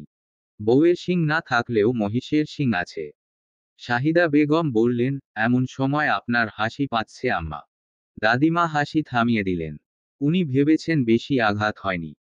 কিন্তু আফসার সাহেব খবর পাঠালেন খাদ্যনালী পর্যন্ত শিং গেঁথে গেছে। রক্ত বন্ধ হচ্ছে না। রক্ত লাগবে। সাইনাকে তেমন কিছু বলল না কেউ। সে ঘরে গিয়ে বিছানায় শুয়ে পড়ল। কিছুক্ষণ পর ফেসবুকে ঢুকতেই দেখল তার লিস্টেরই একজন ভিডিও ছেড়েছে একটা পাগলা মহিষ কি বাজেভাবে মারছে একটা লোককে। সাইনার বুক ধরফরিয়ে উঠল। কি আশ্চর্য মানুষ! একটা মানুষকে এভাবে মারছে আর মানুষ দাঁড়িয়ে দাঁড়িয়ে সেটার ভিডিও করছে। সাদা শার্টটা পুরো রক্তে লাল হয়ে গিয়েছে, ভিডিওতে তা স্পষ্ট দেখা যাচ্ছে। ভিডিওটি দূর থেকে করা তাই লোকটার চেহারা দেখা যাচ্ছে না। সে স্বভাববশ কমেন্ট বক্সে ঢুকল। সবাই জিজ্ঞেস করছে, লোকটা বেঁচে আছে নাকি। গত বছর একটা মহিষ পাগল হয়ে রান্নাঘরে ঢুলে গৃহবধূকে মেরে ফেলেছিল। ওই ঘটনার কথা মনে পড়তেই সাইনার হাত পা ঠান্ডা হয়ে এল। সাইনা ভিডিওটা দেখে শাহিদা বেগমকে ডাকল। আম্মা, মেজো ভাইয়া কি হাটে গিয়েছে ওদের সাথে? শাহিদা বেগম এলেন। কেন? ওখানে একটা মহিষ নাকি পাগল হয়েছে। একজনকে মেরেছে খুব বাজেভাবে। আমি ফোন দিয়ে বলছি, তুই ঘুমা। তোর ফোনটা একটু দে তো। সাইনা বলল, দাঁড়াও। সে তাজদারের ইনবক্সে রিলসের ভিডিওটা পাঠিয়ে ছোট করে বলল, সবাইকে নিয়ে চলে আসেন। তারপর ফোনটা দিয়ে দিল মায়ের হাতে। আনিস ব্লাড ডোনেশন গ্রুপের চেয়ারম্যান। সে কয়েকজনকে হাসপাতালে আসতে বলেছে রক্ত দেওয়ার জন্য। শাহিদা বেগমকে জানাচ্ছে আপডেট। রক্ত বন্ধ হয়নি এখনো। কোনো দুঃসংবাদ পেলে যা হয় গ্রামে তাই হয়েছে কিছুক্ষণের মধ্যে। উঠোন ভরে গেছে মানুষে। এক একজন এক এক কথা বলছে। কেউ কেউ বলছে ওই ছেলেটা মা বাপকে বেশি আঘাত দিয়ে কথা বলে তাই বেশি বিপদে পড়ে। এই দিনও নাকি একটা অ্যাক্সিডেন্ট থেকে বেঁচে গিয়েছিল। মা বাপকে বেশি জ্বালায় ছেলেটা। একদম ছোট থেকে দেখছি। রায়হানের মা এই ছেলেকে নিয়ে শান্তি পায়নি একদম। কেউ কেউ বলছে শানুকেও 2 দিন পর পর বাড়ি পাঠিয়ে দেয়। এজন্যই বলে কথা বলার সময় সংযত হতে হয়। হুঁশ রাখতে হয়। আর ছেলেটা গরিব দুঃখী পছন্দ করে না। দান সদকা দেয়া পছন্দ করে না। এইসব না দিলে বিপদ বাড়ে। কেউ কেউ বলছে আশরাফের মার মেয়েটা অলক্ষণে। বউ এমন হলে ছেলেদের জীবনটা শেষ। আবার তাদের মধ্যে তর্ক লেগে যাচ্ছে। সাইনার চাচিরা সাইনার পক্ষে বক্তব্য দিচ্ছে। তাজদারের পক্ষের লোকজন তার পক্ষে বক্তব্য দিচ্ছে। একজন বৃদ্ধা ধমকে উঠলেন, তোমাদের এই সব কথা রাখো। বিপদের সময় আল্লাহকে ডাকতে হয়। একই বাড়িতে বিয়ে হলে অনেক কিছু হয়। এসব শুনলে আশরাফের মা তোমাদের উপর খেপে যাবে। বউ জামাইয়ের মধ্যে যাই হোক, কেউ কখনো কারো খারাপ চায় না। বিপদাপদ আল্লাহর একটা পরীক্ষা। তোমাদের মুখ বন্ধ করো। আল্লাহকে ডাকো। সবাই ক্ষণিকের জন্য চুপ হলেও আবারও নিন্দায় জড়িয়ে পড়ল। রওশনারা বাড়ির পেছনে বের হয়ে ফোনে কার সাথে যেন কথা বলতে বলতে কান্নাকাটি করছেন। তিতলিও কান্না মুছতে মুছতে একের পর এক ফোনে কথা বলছে। শাহিদা বেগম খোয়ারের মুরগি সদকা দিয়ে দিলেন। এটা ওটা মানত করলেন।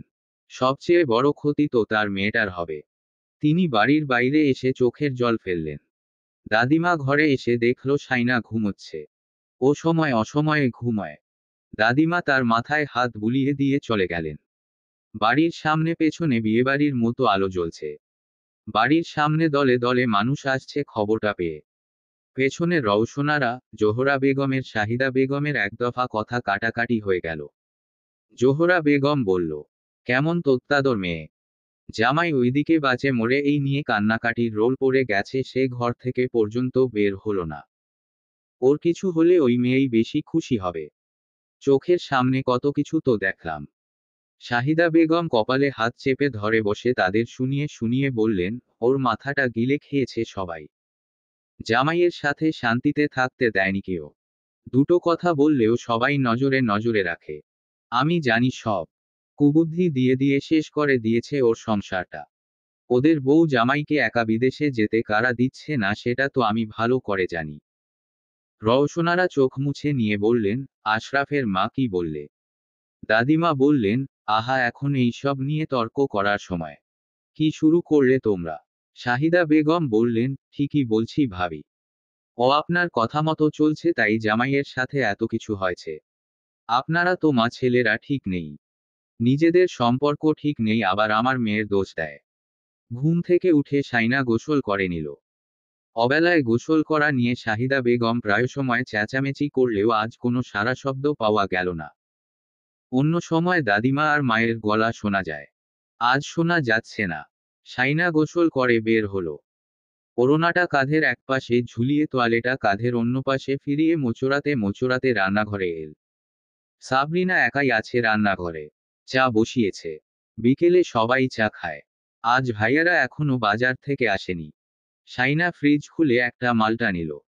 সাবরিনা ঘাড় ফিরিয়ে তাকে দেখে বলল, সারাক্ষণ মালটা খেয়ে খেয়ে থাকবে। শাইনা মালটার খোসা ছাড়াতে ছাড়াতে বলল, বাড়ির সবাই কোথায়? আজ বাড়ি খালি। দাদিমা তোমার শ্বশুর বাড়িতে গিয়েছে। আম্মা বাইরে আছে বোধহয়। রাত হলেই দুজনের টোটো করা বেড়ে যায়। মালটা খাওয়া শেষ হতে না হতেই শাওন নেঘেমে বাড়ি এল। শাইনা কিছু জিজ্ঞেস করতে যাচ্ছিল। শাওন তখনই বলল, তুই রেডি হ। চল আমার সাথে। পেছনে থেকে কান্নাজড়ানো কণ্ঠে শাহিদা বেগম বললেন, বৌমা একটু ওর বোরকাটা বের করে দাও। শাওন বলল, ওঠ। হা করে কি দেখছিস? শাইনা মৃদুস্বরে জানতে চাইল, কোথায়? শাওন অবাক কণ্ঠে বলল, কোথায় মানে? তোর বরকে মহিষে মেরে ফেলে রাখছে গোটা এলাকা জানে তুই জিজ্ঞেস করছিস কোথায়? এখনো রক্ত বন্ধ হয়নি। মুখ দিয়ে শ্বাস ফেলছে। রাতের মধ্যেই অপারেশন দিতে হবে। বড় আব্বু বলছে তার আগে তোকে আর বড় আম্মুকে নিয়ে দেখাতে। চল। নিয়ে দেখাতে মানে? শাইনা শাহিদা বেগমের দিকে তাকালো। শাহিদা বেগম বললেন, আনিস বলছে অবস্থার একটু উন্নতি হলে তোকে বলতে। কিন্তু উনার চোখ বেয়ে টপ টপ করে জল পড়ছে। শাইনার চোখের সামনে সব অন্ধকার হয়ে গেল। মুখের ভাষা হারিয়ে গেছে, কণ্ঠনালী শুকনো হয়ে গেছে। ওই সাদা শার্টের মালিক তাজদার সিদ্দিকী ছিল। ওভাবে এত এত রক্ত, এত হিংস্র আঘাত। আশেপাশে কেউ ছিল না। একটিমাত্র প্রাণীও না। শাইনার বুক ভেঙে পড়ছে, চোখে জল আর থামছে না। সাবরিনা এসে তাকে বোরকটা পরিয়ে দিতে লাগলো। শাইনা এক ঝটকায় তাকে সরিয়ে দিয়ে বলল, আমি কোথাও যাব না। দেখাতে মানে কি? কি দেখতে যাব? আমি ওভাবে দেখতে পারবো না। আমি যাব না। আমি কোথাও যাব না। আমি সকালেই মেসেজে কথা বলেছি। না আমি যাব না। শাহিদা বেগম এসে শাইনাকে শক্ত করে জড়িয়ে ধরল। শাইনার শরীর কাঁপছে কান্নার ঘাকুনিতে, বুক ভরে উঠছে অস্থির হাহাকারে। এই শরীরেই তাজদার সিদ্দিকীর এক টুকরো অস্তিত্ব, ক্ষুদ্র একটা বীজ নিঃশব্দে বেড়ে উঠছে বলে সন্তানের পিতার জন্য সে এভাবে কাঁদছে নাকি মানুষের বিপদে মানুষের চোখে জল নামাটাই স্বাভাবিক বলে তা কেউ জানে না। শাইনা মমতাজ নিজেও তার কান্নার উৎস নির্ণয় করতে পারল না। তখনই তৌসিফ এসে বলল, শাইনা কোথায়? এখনো রেডি হয়নি। শাওন চেয়ারে বসে আছে গম্ভীর মুখে। তৌসিফকে ইশারায় দেখিয়ে দিল শাইনাকে। তৌসিফকে দেখার পর শাইনার কান্না আরো দ্বিগুণ হলো। শাইনা তার দিকে একনাগাড়ে প্রশ্ন ছুড়ে দিল, আপনারা সবাই কোথায় ছিলেন? কি জঘন্যভাবে মারছিল আমি ভিডিওতে দেখেছি। একা কেন ছেড়েছিলেন উনাকে? তৌসিফ চুপচাপ দাঁড়িয়ে রইল। এসবের উত্তর নেই তার কাছে। তার শার্টে এখনো রক্ত। রক্তগুলো দেখে শাইনার গা গুলাচ্ছে। চারপাশের সব বিষাক্ত লাগছে। সবকিছু তিক্ত লাগছে। সবাইকে অসহ্য লাগছে। দাদিমাও বিস্তারিত জানতে চাইলেন সব, যেহেতু তৌসিফ প্রত্যক্ষদর্শী ছিল। তৌসিফ জানালো, মেজ ভাই মহিষের ধারে কাছে যায়নি। মাঠের একপাশে গিয়ে ফোনে কথা বলছিল খায়রুল স্যারের সাথে। মহিষটা পেছনে থেকে ছুটে এসেছিল। একদম সিং তোত্তারছাভাবে গলার পাশে কান থেকে গলা বুক পর্যন্ত সব ছিঁড়ে ডান হাতটার অবস্থাও ভালো না। বলতে বলতে তৌসিফের ঠোঁট শুকিয়ে এল। কথাগুলো আটকে আটকে এল। শাইনার মাথা সাবরিনা তার কাঁধে টেনে নিয়ে শান্ত করাতে করাতে বলল, তুমি দেখে এসো একবার। তৌসিফ ভাইয়া তাজ ভাইয়া হুঁশে আছে। তৌসিফ দুপাশে মাথা নাড়ল। শাইনাকে বলল, চলো, দেরি হলে সমস্যা হবে। শাইনাকে দেখার জন্য পাড়াপড়শিরা ইতোমধ্যে বাড়িতে চলে এসেছে। কেউ কেউ বলছে ওকে বোরকা পরিয়ে দাও, কেউ কেউ বলছে বোরকা ছাড়াই পাঠিয়ে দাও। কেউ কেউ বলছে ওর হাতে কিছু লেবু পাতা দাও, ও বমি করতে পারে ওখানে গিয়ে। সাবরিনা শাইনাকে বোরকা পরিয়ে দিল। মুখটা মুছিয়ে দিতে দিতে বলল, নিজেকে সামলাও, আল্লাহকে ডাকো। কোনোমতে একটা হিজাব প্যাঁচিয়ে শাইনা বেরিয়ে এল বাইরে।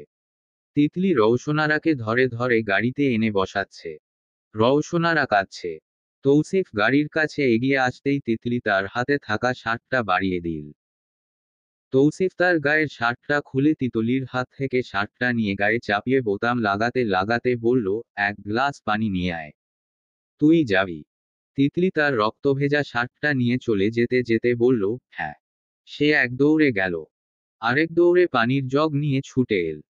তৌসিফ মুখে পানির ঝাপটা দিয়ে পানি খেয়ে নিয়ে বলল, সবাইকে জানিয়েছিস ফোনে? আর কাকে কাকে জানাসনি খেয়াল করে দেখ। তিতলি বলল, সবাইকে জানিয়েছি। জগটা রেখে তাড়াতাড়ি আয়। তিতলি জগটা রেখে এল। শাইনাকে নিয়ে এল শাওন। শাহিদা বেগমও এলেন সাথে। তৌসিফ শাওন দুজনেই গাড়িতে উঠে বসল। উঠোন ভর্তি মানুষ। এক একজন এক এক কথা বলছে। দাদিমা দুজনেই গাড়ি যাওয়ার পথে চেয়ে রইলেন। হাসপাতালের সামনে ইতোমধ্যে অনেক আত্মীয় স্বজন এসে ভরে গেছে। এত এত মানুষ চারপাশে। হাসপাতালের ভেতরে প্রবেশ করতেই সবাই বলাবলি করল, ওর মা বউ এসেছে। তাসনুভা ফোনে কার সাথে যেন কথা বলছিল। মা শাইনাকে দেখে সেও একবার ঘাড় ফিরিয়ে তাকালো। অনেকে শাইনাকে এই প্রথম দেখছে। ওরা বলাবলি করল, ওটা তাজের বউ নাকি?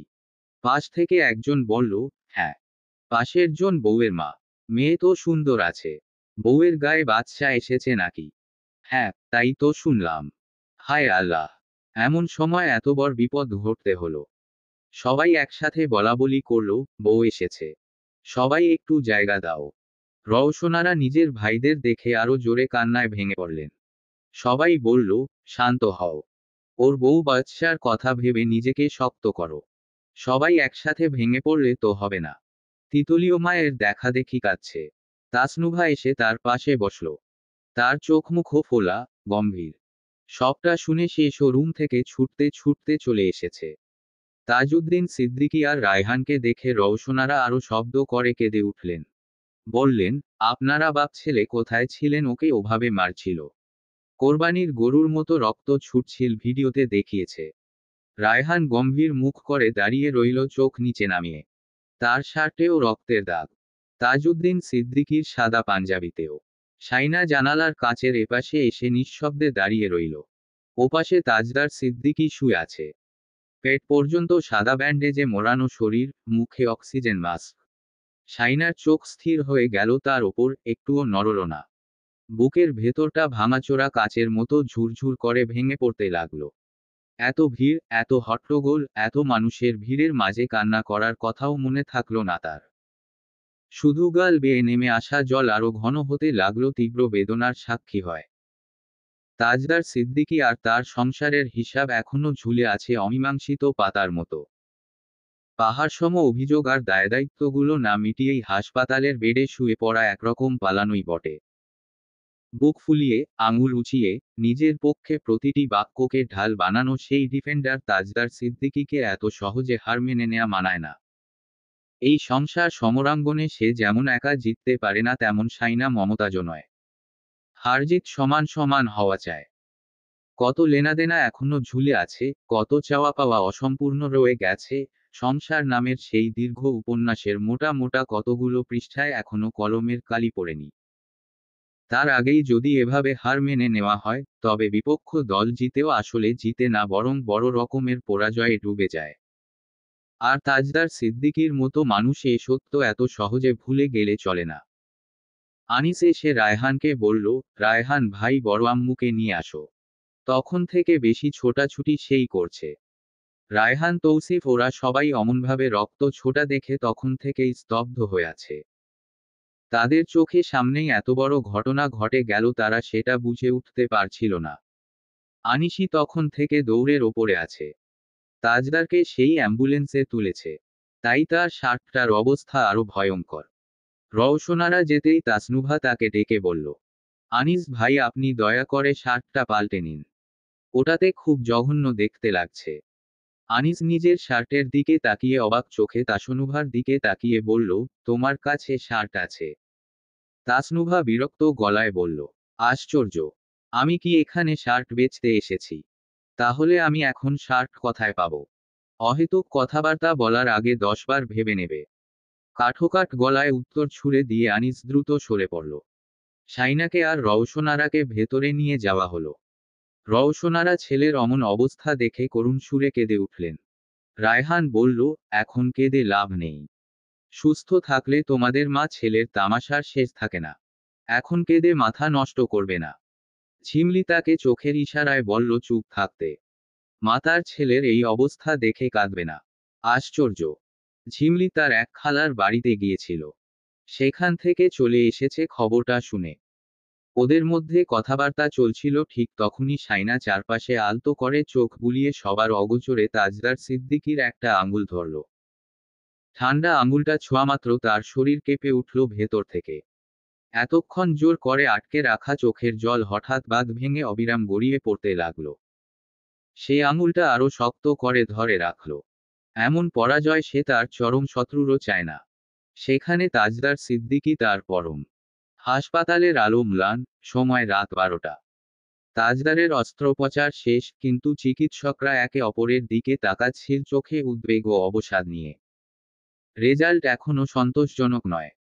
মহিষের আঘাত কানে, গলায় আর বুকে এমন মারাত্মকভাবে প্রবেশ করেছে যে চিকিৎসকরাও ভড়কে গেছে। রক্তপাত থেমেছে, কিন্তু অসহায় দেহের কাঁপুনি রোগীর পরিবারের কাছে সহ্য করার মতো না। বাইরে সবাই অপেক্ষামান। শাইনা মাথা ফেলে রেখেছে তার বড় বোনের কাঁধে। কিছুক্ষণ আগেই সে বমি করেছিল। এখনো পর্যন্ত কিছু খায়নি। ধরতে গেলে আজ সারাদিন সে খালি পেটে খেয়েছে আর তারপর বমি করেছে। তাজদারের মামারা বলছিল ওকে বাড়ি পাঠিয়ে দিতে। ও অসুস্থ হয়ে পড়লে সমস্যা। এত দুশ্চিন্তা নেয়াটাও ঠিক না। কিন্তু শাইনা যেতে চাইছিল না। আনিসও বলল, ও থাকুক। অস্ত্রোপচার শেষে চলে যাবে। সবাই আতঙ্কমুক্ত হতে চাইছিল, কিন্তু ডাক্তাররা সন্তোষজনক কোনো বার্তা দিতে পারল না। তাজদার সিদ্দিকীর জ্ঞান ফিরলে তখনই তারা পরবর্তী সিদ্ধান্ত নেবে। অপেক্ষার সময় আরও দীর্ঘতর হয়ে উঠল। সময়টা চক্রের মতো ঘুরে বেড়াচ্ছে। তাজদারের জ্ঞান ফেরার আশায় এতগুলো মানুষ সেখানে বসেছিল রাতভর। সবার রীতিমতো খিদে পেয়ে বসেছে। নাস্তাগুলো সব ঠান্ডা হয়ে আছে। কেউ খেতে চাইছে না। আশরাফ, আনিস সবার জন্য ভাত এনেছে। কিন্তু কারো খাওয়ার রুচি নেই। রায়হান ধমকে বলায় তিতলি, তৌসিফ, শাওন আর তাসনুভা একসাথে বসে খাওয়া শুরু করল। তাসনুভা হাঁসের ডিম আর মাংস দেখে নাক সিটকে বলল, আনিস ভাই, আমি আসলে হাঁসের মাংস, হাঁসের ডিম কোনোটাই খাই না। আনিস তার কথায় শুনে সবার সামনে লজ্জায় পড়ে গেল। তৌসিফ চোখ রাঙিয়ে তাকালো তাসনুভার দিকে। তাসনুভা তার চাহনি দেখে চুপসে গেল। আনিস একটু পর অবিচল ভঙ্গিতে বলল, না খেলে ফেলে দাও। এত রাতে বিরিয়ানি পাওয়া যাবে না। কথাটা সে একটু রেগে, স্পষ্টভাবে বলল। কাউকে সমীহ করে কিংবা মৃদু ভঙ্গিতে বলার দরকার মনে করেনি। সময়টাই এমন। শান্তভাবে কথা বলা যাচ্ছে না। তাসনুভা কণ্ঠে ক্ষোভ চাপিয়ে বলল, আমি কি বিরিয়ানি চেয়েছি আপনার কাছে? রায়হান ওপাশ থেকে গর্জে উঠল, নুভা, কি হয়েছে? তাসনুভা বকুনি খেয়ে আনিসের দিকে খ্যাপাটে দৃষ্টিতে তাকালো। এই ছেলেটার কারণে তাকে বকুনি খেতে হয়েছে। আনিস অন্যদিকে তাকিয়ে ভাবুক হয়ে কি যেন ভাবছিল। তাসনুভার দিকে চোখ পড়তেই তার কপাল ভাঁজ হয়ে এল। এই মেয়ের সমস্যা কি? এভাবে তাকিয়ে আছে কেন? সে এত রাতে বিরিয়ানি কোথায় পাবে? তাসনুভা ডিম, মাংস দিয়েই ভাতটা খেল জোরপূর্বক। অবশ্য বেশ ভালো করেই খেয়েছে। কারণ তার খিদে লেগেছিল। বড়রা বলায় আনিস, আশরাফ, রায়হানও খাওয়া দাওয়া সেরে নিল দাঁড়িয়ে বসে যে যেভাবে পারল। শাইনার একদম খেতে ইচ্ছে করছিল না। কিন্তু ঝিমলি তাকে জোরপূর্বক 2-3 লোকমা খাইয়ে দিল। ভাতগুলো শাইনা গিলতে পারছিল না। এতটাও কঠিন পরিস্থিতি তার জীবনে কখনো আসেনি যখন তার ভাত গিলতে কষ্ট হয়েছে। আজ ভাতের দানাগুলোকেও তার আপদের মতো লাগছে। সবার চোখমুখের বেহাল দশা। এত ছোটাছুটি, দুশ্চিন্তা, সামনে কি হবে তা নিয়ে নানান কল্পনা জল্পনা। তাজদারের জ্ঞান ফিরছে না। ডাক্তাররা জানালো সকাল 7টার মধ্যে জ্ঞান না ফিরলে তাজদারের মামারা তৎক্ষণাৎ সিদ্ধান্ত নিয়েছে হেলিকপ্টারে করে ঢাকায় নিয়ে যাওয়া হবে তাকে। এখানে বসে থেকে লাভ নেই। সবাই যাও একটু স্বস্তিতে ছিল। শান্ত হয়ে বসে আরাম করছিল, কিন্তু ডাক্তারের কথা শুনে আবারও কান্নার রব উঠল। রওশনারাকে কখনো এভাবে কাঁদতে দেখেনি কেউ। তাকে ওভাবে কাঁদতে দেখে সবাই চুপ হয়ে গেছে। শাইনা মুখ লুকিয়ে রেখেছে মায়ের কাঁধে। গোটা একটা রাত সবার হাসপাতালের বারান্দায় কেটে গিয়েছে। তবে সুসংবাদ শোনা গেল। ফজরের আজানের একটু পরপরই ডাক্তাররা জানালো রোগী রেসপন্স করেছে। তাজদারের মামারা তারপরও সব বন্দোবস্ত করে ফেলেছে। এখানে চিকিৎসা করাবেন না তারা। তাজদারের সাথে দেখা করার জন্য মরিয়া হয়ে উঠেছিল রওশনারা। রায়হান ডাক্তারকে বলে কয় নিয়ে গেল। ডাক্তারকে বলল চোখ মেলেছে, কথা বলতে পারবে। ডাক্তার বলল না না, এই মুহূর্তে তার কথা না বলাটাই ভালো হবে। হুঁশ যেহেতু এসেছে চোখও মেলবে। কিন্তু আপনারা প্লিজ রোগীর সামনে কান্নাকাটি করবেন না, ভিড় জমাবেন না। শুধু তার ওয়াইফকে রাখুন। আর উনি কে হন? মা। তাহলে উনাকে একাই যেতে দিন। রওশনারা একাই গেল। ছেলের হাত আর শরীরটাতে আলতোভাবে হাত বুলালো কাঁদতে কাঁদতে। রায়হান পেছনে থেকে বলল এখানে কাঁদা যাবে না, চলো। ও কান্নার শব্দ শুনতে পেলে সমস্যা হবে। রওশনারা শুনতে চাইল তার কণ্ঠটা। তিনি ধীরে ধীরে ডাকলেন তাজ। মা ডাকছে, শুনতে পাচ্ছ? একটা নার্স আশেপাশে ছিল। সে বারবার সাবধান করছে না ডাকতে। কণ্ঠনালী মারাত্মক জখম হয়েছে। ব্যথায় কথা বলার মতো অবস্থায় নেই। নিয়ে যাওয়ার আগ মুহূর্তে বেলা 11টার দিকে তাজদার হালকা পাতলা চোখ মেলেছে। শ্বাস প্রশ্বাস তখনও ভারী। উঠছে আর নামছে। চোখের পাতা ভার। উঠছেই না কোনো মতে। যতটুকু উঠেছে ততটুকুতে সবাইকে দেখছে কিনা কে জানে। তবে ঠোঁট নড়ছে। কি বলতে চাইছে কেউ বুঝতে পারছে না। রওশনারা তার মুখের সামনে গিয়ে বলল তোমার বুড়ো মাকে এত কষ্ট দিও না। আমি তোমাদের জন্যই তো বাঁচি। আমার কোলে ফিরে এসো বাবা। তাজ, আমাকে চিনতে পারছো? তোমার মা। তাজদার সিদ্দিকীর ঠোঁট নড়ল। রায়হান তার মাথায় আলতো করে হাত বুলাচ্ছে। তাজউদ্দিন সিদ্দিকীও এল সেখানে। ছেলেকে দেখে তিনি বেশিক্ষণ দাঁড়াতে পারলেন না সেখানে। রায়হান তাজদারের মুখের কিছুটা কাছে কান পেতে শুনল সে রওশনারার প্রশ্নের জবাব দিতে চাইছে। রওশনারা বললেন ও রায়হানও আমাকে চিনতে পারছে। আশ্চর্য, চিনতে পারবে না কেন? তাজদার তখনই কিছু একটা বলছে। রায়হান শুনল মামা এই ধরনের কিছু একটা শব্দ হচ্ছে। রওশনারা একটু স্বস্তি পেল রায়হানের মুখে কথাটা শুনে। রায়হান নিয়ে গেল উনাকে। তাজদারকে এখনই নিয়ে যাওয়া হবে। সবাই তাড়াহুড়ো করছে বাইরে। সাথে মহিলাদের মধ্যে কে যাবে এটা নিয়ে বিস্তর আলাপ আলোচনা চলছে। শাইনার কথা উঠতেই তাজদারের মামা খালুরা সরাসরি বলে দিল বউ নিজেই অসুস্থ। ও কিভাবে দেখাশোনা করবে? শাইনা যেতে পারবে বলার পরও উনারা রাজি হলেন না। সুস্থ সবল মানুষ দরকার। শেষমেশ রওশনারা তিতলি তাসনুভাকেই পাঠানোর সিদ্ধান্ত পাকাপোক্ত হলো। তাসনুভা শাইনার উদ্দেশ্যে বলল ইউজলেসদের কাজ নয় রোগীর সেবা করা। শাওন পাশ থেকে বলল ও তো যাবে বলল। আনিস বলে উঠল ইউজলেস ও নিজে অসুস্থ, তার উপর ওর বরের এমন অবস্থা। ও নিজেকে সামলেছে এটাই তো বেশি। ইউজলেস কাকে বলছো? কথা বলার আগে তুমি ভাবো না? তাসনুভা দাঁত কটমট করে তাকালো। এদের জন্য কোনো কথাও দেখছি বলা যাবে না। আমার ভাইয়ের এমন পরিস্থিতিতে আমি আমার ভাইয়ের বউকে যা ইচ্ছে বলবো। শাহিদা বেগম বললেন আনিস এদিকে আয়। আনিসকে টেনে নিয়ে গেলেন উনি। থাক বাদ দে। ওর ভাইয়ের এই অবস্থা। তাই রাগের বশে বলছে। বাদ দে। আনিস নিজের মেজাজ সামলে একবার শাইনার দিকে তাকালো। নিজের বোনটার জন্য তার মায়া হচ্ছে। সে শাইনার কাছে গিয়ে বলল এদিকে আয়। শাইনা তার পিছু পিছু গেল। আনিস তাকে তাজদারের সাথে দেখা করার সুযোগ করে দিল। তাজদার সিদ্দিকীর চোখ দুটো আগের মতো। পুরোপুরি বন্ধ না, আবার খোলাও না। বুক ধীরে ধীরে উঠানামা করছে। শাইনা তার সামনে গিয়ে দাঁড়ালো। আনিস বাইরে দাঁড়িয়ে আছে। শাইনা একবার দরজার দিকে তাকিয়ে তাজদারের আঙুলটা আবারও ধরল মুখের একটু ঝুঁকে। তাজদারের চোখের পাতাটা একটু নড়ে উঠল। ছোট। শাইনা আলতো করে তার মুখের পাশের ব্যান্ডেজে কাপা হাতটা ছুঁয়ে বলল আমার কথা শুনছেন? তাজদার সিদ্দিকী চোখের পলক ফেলল আস্তে করে। শাইনা তা দেখে নিজেকে সামলে নিয়ে বলল, আপনার কি বেশি কষ্ট হচ্ছে? কথায় কষ্ট হচ্ছে? আমি যাই আপনার সাথে। ওরা আমাকে নিয়ে যাচ্ছে না। আমি যেতে চাইছি কিন্তু ওরা কথা শুনছে না। বলতে বলতে শাইনা করুণ সুরে কেঁদে উঠে নিজেকে আবারও সামলে নিল।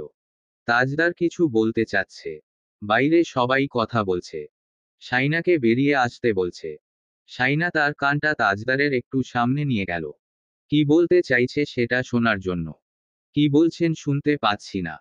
কথায় কষ্ট হচ্ছে বলুন। তাজদার ঠোঁট নড়ছে ক্রমশ। গলার ভেতর থেকে আওয়াজটা বেরিয়ে আসতে খুব কষ্ট হচ্ছে। শেষে হিসহিসিয়ে একটা শব্দ বের হলো, আর শাইনার কানে সেটা যেন সরি হয়ে বাজল। শাইনার বুক ভেঙে পড়ল। অজান্তেই চোখ থেকে অগণিত অশ্রু ঝরে পড়ল। সে হিসহিস করে উঠে তাজদারের বুকের উপর আলতো করে হাত রাখল। এভাবে কেন বলছেন? কথায় চলে যাচ্ছেন সরি বলে। আমি সরি। আপনি কেন সরি বলছেন? আমি সরি, খুব সরি। আপনি আমার কাছে ফিরে আসুন। আমাদের সংসার হয়নি। বাচ্চা। আমাদের বাচ্চাকে দেখবেন না। ওটা আপনারই। আম্মা, আম্মা রে, আম্মা। এলোমেলো হয়ে মাকে ডাকাডাকি শুরু করল সে। তার দম বন্ধ হয়ে এল। নিঃশ্বাস না ফেলতে পারছে না নিতে পারছে। মনে হচ্ছে পৃথিবীটা ধসে পড়ছে। সব ভেঙে চুরে ছারখার হয়ে যাচ্ছে। তার সামনে সবকিছু শেষ হয়ে যাচ্ছে। এতদিন সে কিচ্ছু হারায়নি কিন্তু আজ সব শেষ হয়ে যাচ্ছে। সব হারিয়ে ফেলছে সে। তার ডাক শুনে শাহিদা বেগম ঢুকে এসে তাকে ধরল। শাইনা মাকে জড়িয়ে ধরে হাউমাউ করে কাঁদতে লাগল। যে কান্নাটা কাল রাত থেকে কেউ একবারও দেখেনি তা আজ সবাই স্তব্ধ হয়ে দেখল। কেউ তার কান্নার উৎস খুঁজে পেল না। আনিস, শাওন এসে তাকে বাইরে নিয়ে গেল। শাইনা তার বড় আপাকে জড়িয়ে ধরে কাঁদতে লাগল। তার গলা বসে যাচ্ছে। কণ্ঠ আটকে যাচ্ছে। মনে হচ্ছে কণ্ঠনালীতে কোনো ধারালো অস্ত্র বসে গেছে। সবাই সরুন, সরে দাঁড়ান। মানুষের ভিড় ছিঁড়ে স্ট্রেচারে করে তাজদার সিদ্দিকীকে ধীরে ধীরে বাইরে আনা হলো। শাইনা বোনের কাঁধ থেকে মুখ তুলেই একবার তাকালো তার দিকে। নিয়ে যাওয়া হচ্ছে হাতের নাগালের বাইরে, চোখের আড়ালে। চারপাশে কান্নার রোল উঠল। শাইনা বোনকে শক্ত করে জড়িয়ে ধরে আবারও সে মুখ লুকিয়ে ফেলল কাঁধে। তার শরীরটা কাঁপতে লাগলো শিউরে শিউরে। তার মনে হচ্ছিল ওই চোখ দুটো এখনো তার দিকেই তাকিয়ে আছে। ওই দৃষ্টি, যেটা থেকে পালানো যায়নি কোনোদিন। ওই দৃষ্টি সে কোনোদিন ভুলতে পারবে না সেই শব্দটাও। সরি বলে কোথায় চলে যাচ্ছে। চারপাশের সবাই বলছিল উন্নত চিকিৎসার জন্য ঢাকায় নিয়ে যাওয়া হচ্ছে। কেঁদো না। কিন্তু শাইনার কান্না থামল না। কারণটা সে ছাড়া আর কেউ জানল না। তাজদারকে ঢাকায় নিয়ে যাওয়ার পর শাইনাকে নিয়ে সবাই বাড়ি ফিরে গেল। বারান্দায় একটা বালতিতে আনিসের ওই শার্টটা পানিতে চুবিয়ে রাখা ছিল। সম্ভবত সেটা আনিসই রেখেছিল। ওটার দিকে শাইনা কিছুক্ষণ নীরবে তাকিয়ে রইল। শার্ট হতে ধীরে ধীরে রক্ত ছড়িয়ে পড়েছে পানিতে। মনে হচ্ছে এক বালতি রক্ত বালতিতে ভরে রেখে দিয়েছে কেউ। শাহিদা বেগম সেটা দ্রুত সরিয়ে ফেলল সেখান থেকে। সাবরিনা শাইনাকে ভেতরে নিয়ে গেল। বোরকা ছাড়িয়ে নিয়ে বলল, তুমি হাত মুখ ধুয়ে শুয়ে থাকো কিছুক্ষণ। আমি গিয়ে রান্না বসাই। শাইনা বিছানায় বসে রইল। ফোনটা নিজের অজান্তেই হাতে নিয়ে তাজদারের মেসেঞ্জারে পাঠানো ভিডিওটা দেখল সে। পুরোটা দেখতে পারল না অবশ্য। তার আগেই চোখ ঝাপসা হয়ে এল। সে ঝাপসা চোখে তাজদারের প্রোফাইল পিকচারে ক্লিক করল। সেই সাদা কালো ছবিটা এখনো দেয়া আছে। পেছনে কালো ব্যাকগ্রাউন্ড, নিচে একটা ভায়োলিন অবহেলিত হয়ে পড়ে আছে, গায়ে সাদা শার্ট। পিঠ কুঁজো করে বসে এক হাত উরুতে রেখে আরেক হাতে থুতনি চেপে ধরে চোখ তুলে তীক্ষ্ণ দৃষ্টিতে তাকিয়ে আছে ক্যামেরার দিকে। এই ছবিটা দেখলে যে কেউ বলবে এই লোকটার শিরায় শিরায় অহংকার আর দম্ভ। অথচ আজ তার সব অহংকার, দম্ভ লুটিয়ে পড়েছে হাসপাতালের বেডে। যে মানুষ নিজের যুক্তি দিয়ে 10 জনকে কোণঠাসা করতে জানে, তর্কে হারতে শেখেনি, সেই মানুষটা আজ জীবনের সামনে নিরুপায় আত্মসমর্পণ করেছে। কত সহজেই জীবন পাশা উল্টে দেয়, কত দ্রুতই মানুষকে পরাজিত করে ফেলে। ঢাকায় আনিস আর শাওন গিয়েছে ওই বাড়ির সদস্যদের সাথে। ওরা তাজদারের ব্যাপারে ঘন ঘন আপডেট জানাচ্ছে আশরাফ আর সাবরিনাকে। সবাই দুশ্চিন্তায় ভুগছে। পরিস্থিতি এমন একটা জায়গায় এসে থেমেছে যে মন কেমন কু গাইছে সবার। ভালো কিছু চিন্তা করার মতো খবর এখনো কানে আসেনি। পাড়াপড়শিরা দলে দলে আসছে খবর শোনার জন্য। ঢাকায় নিয়ে যাওয়া হয়েছে শুনে এক একজন এক এক কথা বলছে। ঢাকার হাসপাতালের সাদা দেয়াল আর ফ্লোরের উপর ঝলমলে আলোয় শুধু নিস্তব্ধতা। আইসিইউর কাচের ভেতরে শুয়ে আছে তাজদার। চোখ দুটো শক্ত করে বন্ধ, মুখে অক্সিজেন মাস্ক, শরীরে নানা রঙের তারের মতো জিনিস। মেশিনের বিপ ধ্বনি শোনা যায় কান পাতলেই। চট্টগ্রামে রাতভর হওয়া অপারেশনের ধকল তার শরীরে এখনো স্পষ্ট। এখন শরীরটা ক্লান্ত যোদ্ধার মতো শুয়ে আছে। বাইরে পরিবারের মানুষজন বসে আছে উদ্বিগ্ন চেহারায়। আনিস তৌসিফ বারবার খবর যাচাই করছে, ডাক্তারদের পেছনে ঘুরছে। রওশনারা এক কোণে বসে চুপচাপ কাঁদছে, কান্না থামাতে পারছে না। রায়হান বারবার তাকে শান্ত করার চেষ্টা করছে, কিন্তু তার নিজের গলাও কেঁপে উঠছে কথার ফাঁকে। প্রতি ঘন্টায় ডাক্তার এসে পরীক্ষা করছেন। রিপোর্ট বেরোচ্ছে, ভেতরে ওষুধ চলছে, মেশিনের শব্দ কানে বাজছে বিপ বিপ শব্দে। ডাক্তাররা বলেছেন পরবর্তী ৭২ ঘন্টাই সবচেয়ে গুরুত্বপূর্ণ। এখনো তিনি সংকটমুক্ত নন। এদিকে ঢাকার আকাশে বিকেলের আলো ঢলছে। হাসপাতালের জানালার ফাঁক দিয়ে সেই আলো ভেতরে এসে তাজদারের নিস্তেজ শরীরে পড়ছে। রওশনারা ছেলেকে এই অবস্থায় দেখে শান্ত থাকতে পারছেন না। শাইনা তিতলিকে ফোন করে বলেছে পৌঁছে একবার ফোন করতে। তিতলির মনেই নেই সেই সব। সে মায়ের সাথে সাথে আছে। তাসনুভাও তৌসিফ আর শাওনের সাথে ছোটাছুটি করছে। দুপুরেই তার কয়েকটা বন্ধু বান্ধব এসেছে খাবার দাবার নিয়ে। কিছু খাওয়া হয়েছে, কিছু এখনো টিফিন ক্যারিয়ারে পড়ে আছে। ঢাকার গুলশান ২ এলাকার রোড ৭১ এ তাজউদ্দিন সিদ্দিকীর ফ্ল্যাট। হাসপাতালের বাইরে টানটান উদ্বেগে রাত কাটানো সহজ হচ্ছিল না, তাই সবাইকে ওখানে পাঠিয়ে দিল রায়হান। ফ্ল্যাটে পৌঁছে কারো মুখে কোনো কথা নেই। তিতলি জানালার কাছে বসে থাকল। সামনের রাস্তা দিয়ে যাওয়া অ্যাম্বুলেন্সের সাইরেন শুনলেই বুকটা ধক করে উঠছে। তাসনুভা খালি পায়চারি করছে এদিক ওদিক, মাঝে মাঝেই ফোনে হাসপাতালের আপডেট নিচ্ছে। তন্মধ্যে শাইনা ফোন করল। সে একটু তাজদার সিদ্দিকীকে দেখতে চাইছে। কিন্তু তিতলি বলল তারা বাসায়। শাইনার মন খারাপ হলো। ভাইয়াদের ফোনে কল যাচ্ছেই না। সম্ভবত তাদের ফোনে চার্জ নেই। তৌসিফ আর শাওন বাসায় এল রাত ১২টার দিকে। তাসনুভা রান্না বান্না করে রেখেছে তিতলিকে সাথে নিয়ে। রান্না খারাপ হয়নি, কিন্তু আনিস ঝাল কম খায়। তার জন্য রান্নায় বেশি তেল মরিচ ব্যবহার করতে পারেন না শাহিদা বেগম। হাসপাতালে রাতের ভাত নিয়ে গিয়েছে তৌসিফ। শাওন বাসায় ঘুমিয়ে পড়েছে। সে এত ধকল আর নিতে পারছে না। আনিসের ঝাল খেতে কষ্ট হওয়ায় রায়হান ফোন করে তাসনুভাকে এক দফা বকে নিয়েছে। এত বড় মেয়ে এখনো ভালো করে রান্নাটা শিখল না। তাসনুভা বকুনি খেয়ে রাগে ফুঁসছে। তিতলিকে বলল, আমার হাতের রান্না খেতে পেরেছে সেটা আনিসুজ্জামান সিদ্দিকীর সৌভাগ্য। ঝাল খেতে পারে না। ঢং। ভাইবোন সবকটা যত ঢং করতে জানে। জঘন্য। তিতলি ঘুম ঘুম চোখে বলল, এখানে আবার শাইনাকে ডাকছো কেন? তাসনুভা তাকে ধমকে বলল, জাস্ট শাট আপ। কাল সব রান্নায় আরো বেশি করে মরিচ দেব। বকা যা খাওয়ার খেয়ে নিয়েছি। দরকার পড়লে আরো খাবো, কিন্তু আনিসুজ্জামানের ঢং গুছিয়ে দেব। ন্যাকা। ঝাল খেতে পারে না। রাতে শাইনা গোসল নেওয়ায় গায়ে হালকা জ্বর এসেছে। শীতে সে কাঁপছিল, দাদিমা এসে জড়িয়ে ধরতেই শান্ত হয়ে এল। দাদিমা তার মাথায় হাত বুলিয়ে দিতে দিতে বলল, ব্যাটা এত সহজে তোকে ছাড়বে না। আবার আসবে দেখিস। ঝাপটে জড়িয়ে ধরবে তখন আমার সোহাগীরে। শাইনা ফোপানি আটকে রেখে জানতে চাইল, তোমার সাথে দাদাভাইয়ের স্বভাব চরিত্র কতটুকু মিল ছিল? একটুও না।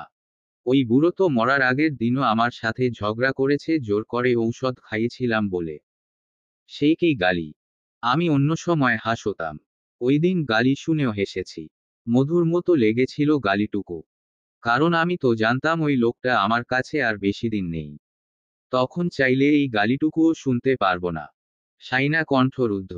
ক্ষীণ কণ্ঠে জানতে চাইল, তোমাদের সম্পর্ক কেমন ছিল? মাগো মা, সে কি মহব্বত ছিল আমাদের মধ্যে? জামাইয়ের সাথে ঝগড়া তো হবেই। তাই বলে মহব্বত কোনোদিন কমেনি। তোমার এখন কষ্ট হয় না? মনে পড়ে না দাদা ভাইকে? পড়ে, কিন্তু মানুষ চলে গেলে আর ফিরে তো আসে না। কতবার মাঝরাতে ঘুম থেকে উঠে কেঁদেছি। দুনিয়ায় এত এত মানুষ, ওই মানুষটা কোথাও নেই। তোর দাদা তো বুড়ো হয়ে মরে নাই। আমি মজা করেই বুড়ো ডাকতাম। 55 বছর বয়সে মারা গেছে। শক্ত সমর্থ ছিল তখনও। হুট করে রোগ দেখা দিল। তারপর আর বেশি দিন সময় নেয়নি। কথা বলতে বলতে মরে গেছে। সাইনা নীরব হয়ে গেল। দাদিমা বললেন, ঘুমিয়ে পড়লি নাকি? সাইনার বুক ভার হয়ে গেছে। মনে হচ্ছে একটা পাথর উঠে বসেছে বুকের উপর। দাদিমা তাকে নিজের দিকে ফিরিয়ে নিলেন। ছোটবেলার মতো বুকের সাথে জড়িয়ে ধরে রেখে মাথায় হাত বুলিয়ে দিতে দিতে বললেন, তোর বুড়ো এত সহজে তোকে ছাড়বে না। ডাক্তারকে বুড়ো আঙুল দেখিয়ে ফিরে আসবে। আরো কত মারামারি, ফাটাফাটি বাকি। 1 বছরও তো যায়নি এখনো। সংসার কি এত সহজে? ফজরের নামাজের মোনাজাত শেষ করে সাইনা ধীরে ধীরে জানালার পাশে এসে দাঁড়ালো। অনেকক্ষণ সেখানে দাঁড়িয়ে রইল। ভোরের কাক ডাকছে, প্রতিধ্বনিত হচ্ছে চারপাশে। বাইরে শীতল হাওয়ার স্পর্শ তার গালে এসে লাগল। কিছুক্ষণ পর সূর্যের আলো ধীরে ধীরে প্রকৃতিকে জাগিয়ে তুলল। সাইনা ফোনের অপেক্ষায় ছিল। কিন্তু তিতলির ফোন না পেয়ে নিজেই ফোন দিল। তিতলি রিসিভ করল না। বোধহয় এখনো ঘুম ভাঙেনি। কাল রাতে ওদের উপর দিয়ে অনেক ধকল গিয়েছে। বেলা গড়ালো। প্রায় 1:30টার দিকে তিতলি ফোন করল। ভিডিও কলে হঠাৎ তাজদার সিদ্দিকীর চেহারা দেখা গেল। কল রিসিভ হতেই তাজদার সিদ্দিকীকে দেখামাত্রই সাইনার শরীরটা সামান্য কেঁপে উঠল। তাজদার সিদ্দিকীর নির্জীব মুখমণ্ডল, নিঃশব্দে ওভাবে শুয়ে থাকা সাইনা মানতে পারছে না। আজ সত্যিটা স্বীকার করতে বাধা নেই, ছোটবেলায় তাজদার সিদ্দিকী যখন তাদের সঙ্গে এমন বাজে আচরণ করত তখন সে মনে মনে তাকে অভিশাপ দিয়েছিল। অথচ আজ সেই একই মানুষটার জন্য সে আল্লাহর দরবারে 2 হাত তুলে কেঁদেছে, চোখ ভরা অশ্রু নিয়ে প্রার্থনা করছে। শাপমোচন না হয়ে যাবে কোথায়? তার অভিশাপে উপরওয়ালা সেদিন তাজদার সিদ্দিকীর উপর রুষ্ট হয়েছেন কি হননি সাইনা জানে না। কিন্তু আজ তার প্রার্থনায় তিনি অবশ্যই খুশি হবেন। ফোনের ওপাশে তাসনুভার কণ্ঠস্বর ভেসে আসছে। ওকে ওখানে বসে বসে ঢং করতে বারণ করো। আনিসের কণ্ঠস্বরও শোনা গেল হঠাৎ। তোমার কথা শুনলে সুস্থ মানুষও অসুস্থ হয়ে যাবে। তাসনুভার আগে ফোঁসফোঁস করে বলল, এই যে আপনাকেই খুঁজছি। আপনার জন্য ভাইয়া আমাকে কাল। তৌসিফ এসে তাকে থামিয়ে দিয়ে বলল, তোর জন্য মেজো ভাই ঠিক আছে। তোর মতো বেয়াদবকে ওই শায়েস্তা করতে পারে। আচ্ছা, সেবা শুশ্রূষা করছি বকুনি খাওয়ার জন্য। শোনো, আমার ভাই আমাকে বকুনি দিক আর যাই দিক তাতে এই বাইরের লোকেদের কি? তৌসিফ চোখ রাঙিয়ে তাকালো। আনিস বলল, তুমি একটা কাজ করো, বাসায় চলে যাও। নইলে আমি একটা কাজ করতে পারি। তোমাকে এখানে অ্যাডমিট করিয়ে দিই। তোমার চিকিৎসা প্রয়োজন। তিতলি ফোনটা নিয়ে সেখান থেকে সরে গেল। সাইনার চোখমুখ দেখে তার কষ্ট হলো। বলল, ভাইয়াকে দেখেছ? সাইনা দেখেছে তবুও বলল, ভালো করে দেখিনি। তিতলি আবারও ব্যাক ক্যামেরা অন করল। সাইনার হাত থেকে ফোনটা নিয়ে নিল দাদিমা। বাইরে নিয়ে গিয়ে তাজদারের দাদিমাকে ডাকল। শাহিদা বেগমকে ডাকল। দেখো দেখো লন্ডনওয়ালাকে দেখো। এভাবে চুপচাপ শুয়ে থাকলে মানায় ব্যাটাকে? আহা আহা, 2 দিনের মধ্যেই কেমন চুপসে গেছে। আনোয়ারা বেগম নাতিকে দেখে চুপ হয়ে গেছেন।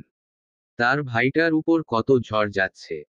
নইলে সে তো চুপ করে শুয়ে থাকার মতো ছেলে নয়। সবাই একে অপরের উপর ঝাঁপিয়ে পড়ে তাজদার সিদ্দিকীকে দেখছে।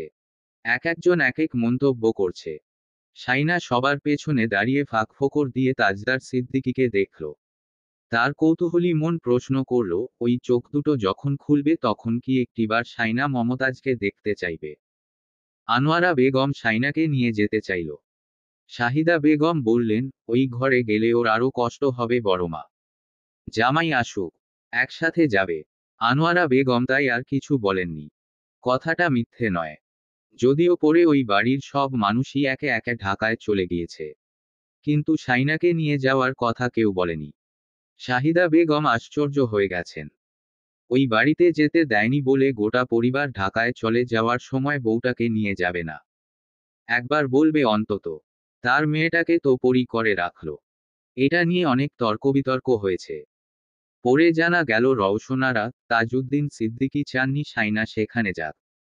কারণ শাইনার খাওয়া দাওয়ায় এত অনীহা বেড়ে গেছে যে তাকে তিনবেলা এত যত্ন করে তোষামোদি করে খাওয়ানোর মানুষ ওখানে নেই। তার উপর তাদের ছেলে প্রাণেপণে লড়ছে হাসপাতালের বেডে। কথাগুলো শুনে শাহিদা বেগম, আফসার সাহেব খুব ক্ষেপে গিয়েছিলেন। পরে পরিস্থিতির চাপে পড়ে চুপ হয়ে গিয়েছেন।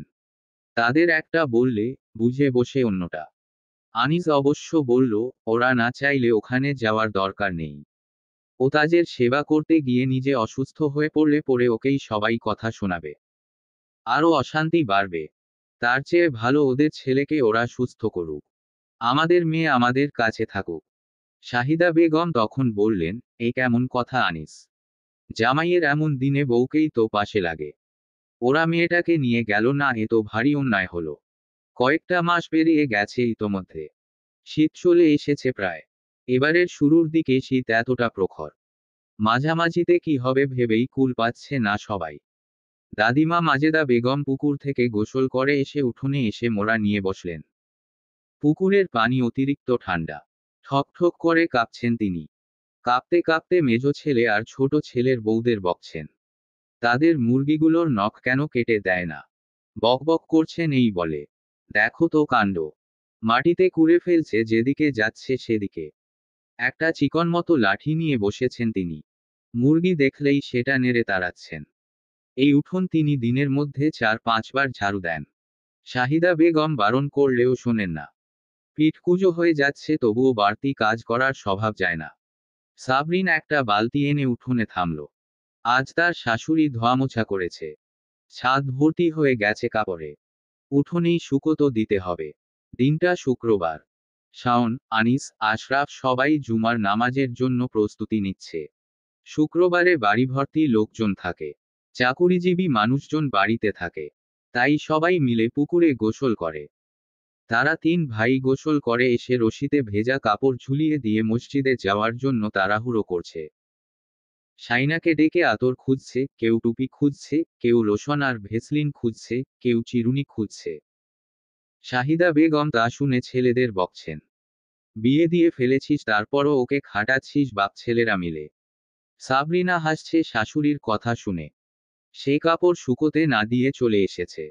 ফ্রিজ থেকে পায়েস বের করেছে। জুমার নামাজে যাওয়ার আগে সবাই হালকা মিষ্টি খায়। শাইনা সবার জিনিস খুঁজে দিয়ে বাইরে বেরিয়ে এল। গায়ে একটা সাদা সেলোয়ার কামিজ। চুল থেকে তোয়ালে খুলতে খুলতে দাদিমাকে ডাকল। কোথায় তুমি? তেল রোদে রেখেছি। বলে গেছে। এখন মাখবে নাকি পরে? দাদিমা সেই প্রশ্নের জবাব না দিয়ে তাকে ডাকলেন, মাথায় কাপড় দিয়ে এদিকে আয় তো। তোর মা সুই কিনতে চেয়েছে। এই ব্যাটা সুই এনেছে। শাইনা কাঁধ থেকে ওড়নাটা নিয়ে মাথায় তুলল। কয়েক পা হেঁটে সামনে যেতেই দেখল একটা ফেরিওয়ালা। দাদিমা তাকে ডাকলেন। শাইনা নিজেকে ঢেকে ঢুকে গেল দাদিমার পেছনে। দাদিমা সুই সুতোগুলো নিয়ে শাইনাকে দেখালো। শাইনা সুই সুতো দেখা শেষে বলল, কত টাকা? চুল দেন আপা। চুল নেই। কত টাকা বলেন? দাদিমা হেসে উঠে ফেরিওয়ালাকে বলল, লন্ডনওয়ালার বউ। টাকা বেশি করে চেয়ে নাও। শাইনা চোখ গরম করে তাকালো। দাদিমা হাসছেন। শাইনা দাদিমাকে হাসতে দেখে ফেরিওয়ালাকে বলল, এই বুড়ির পাকা চুল আছে অনেক। ওগুলো হবে। দাদিমার মুখের হাসি মিলিয়ে গেল।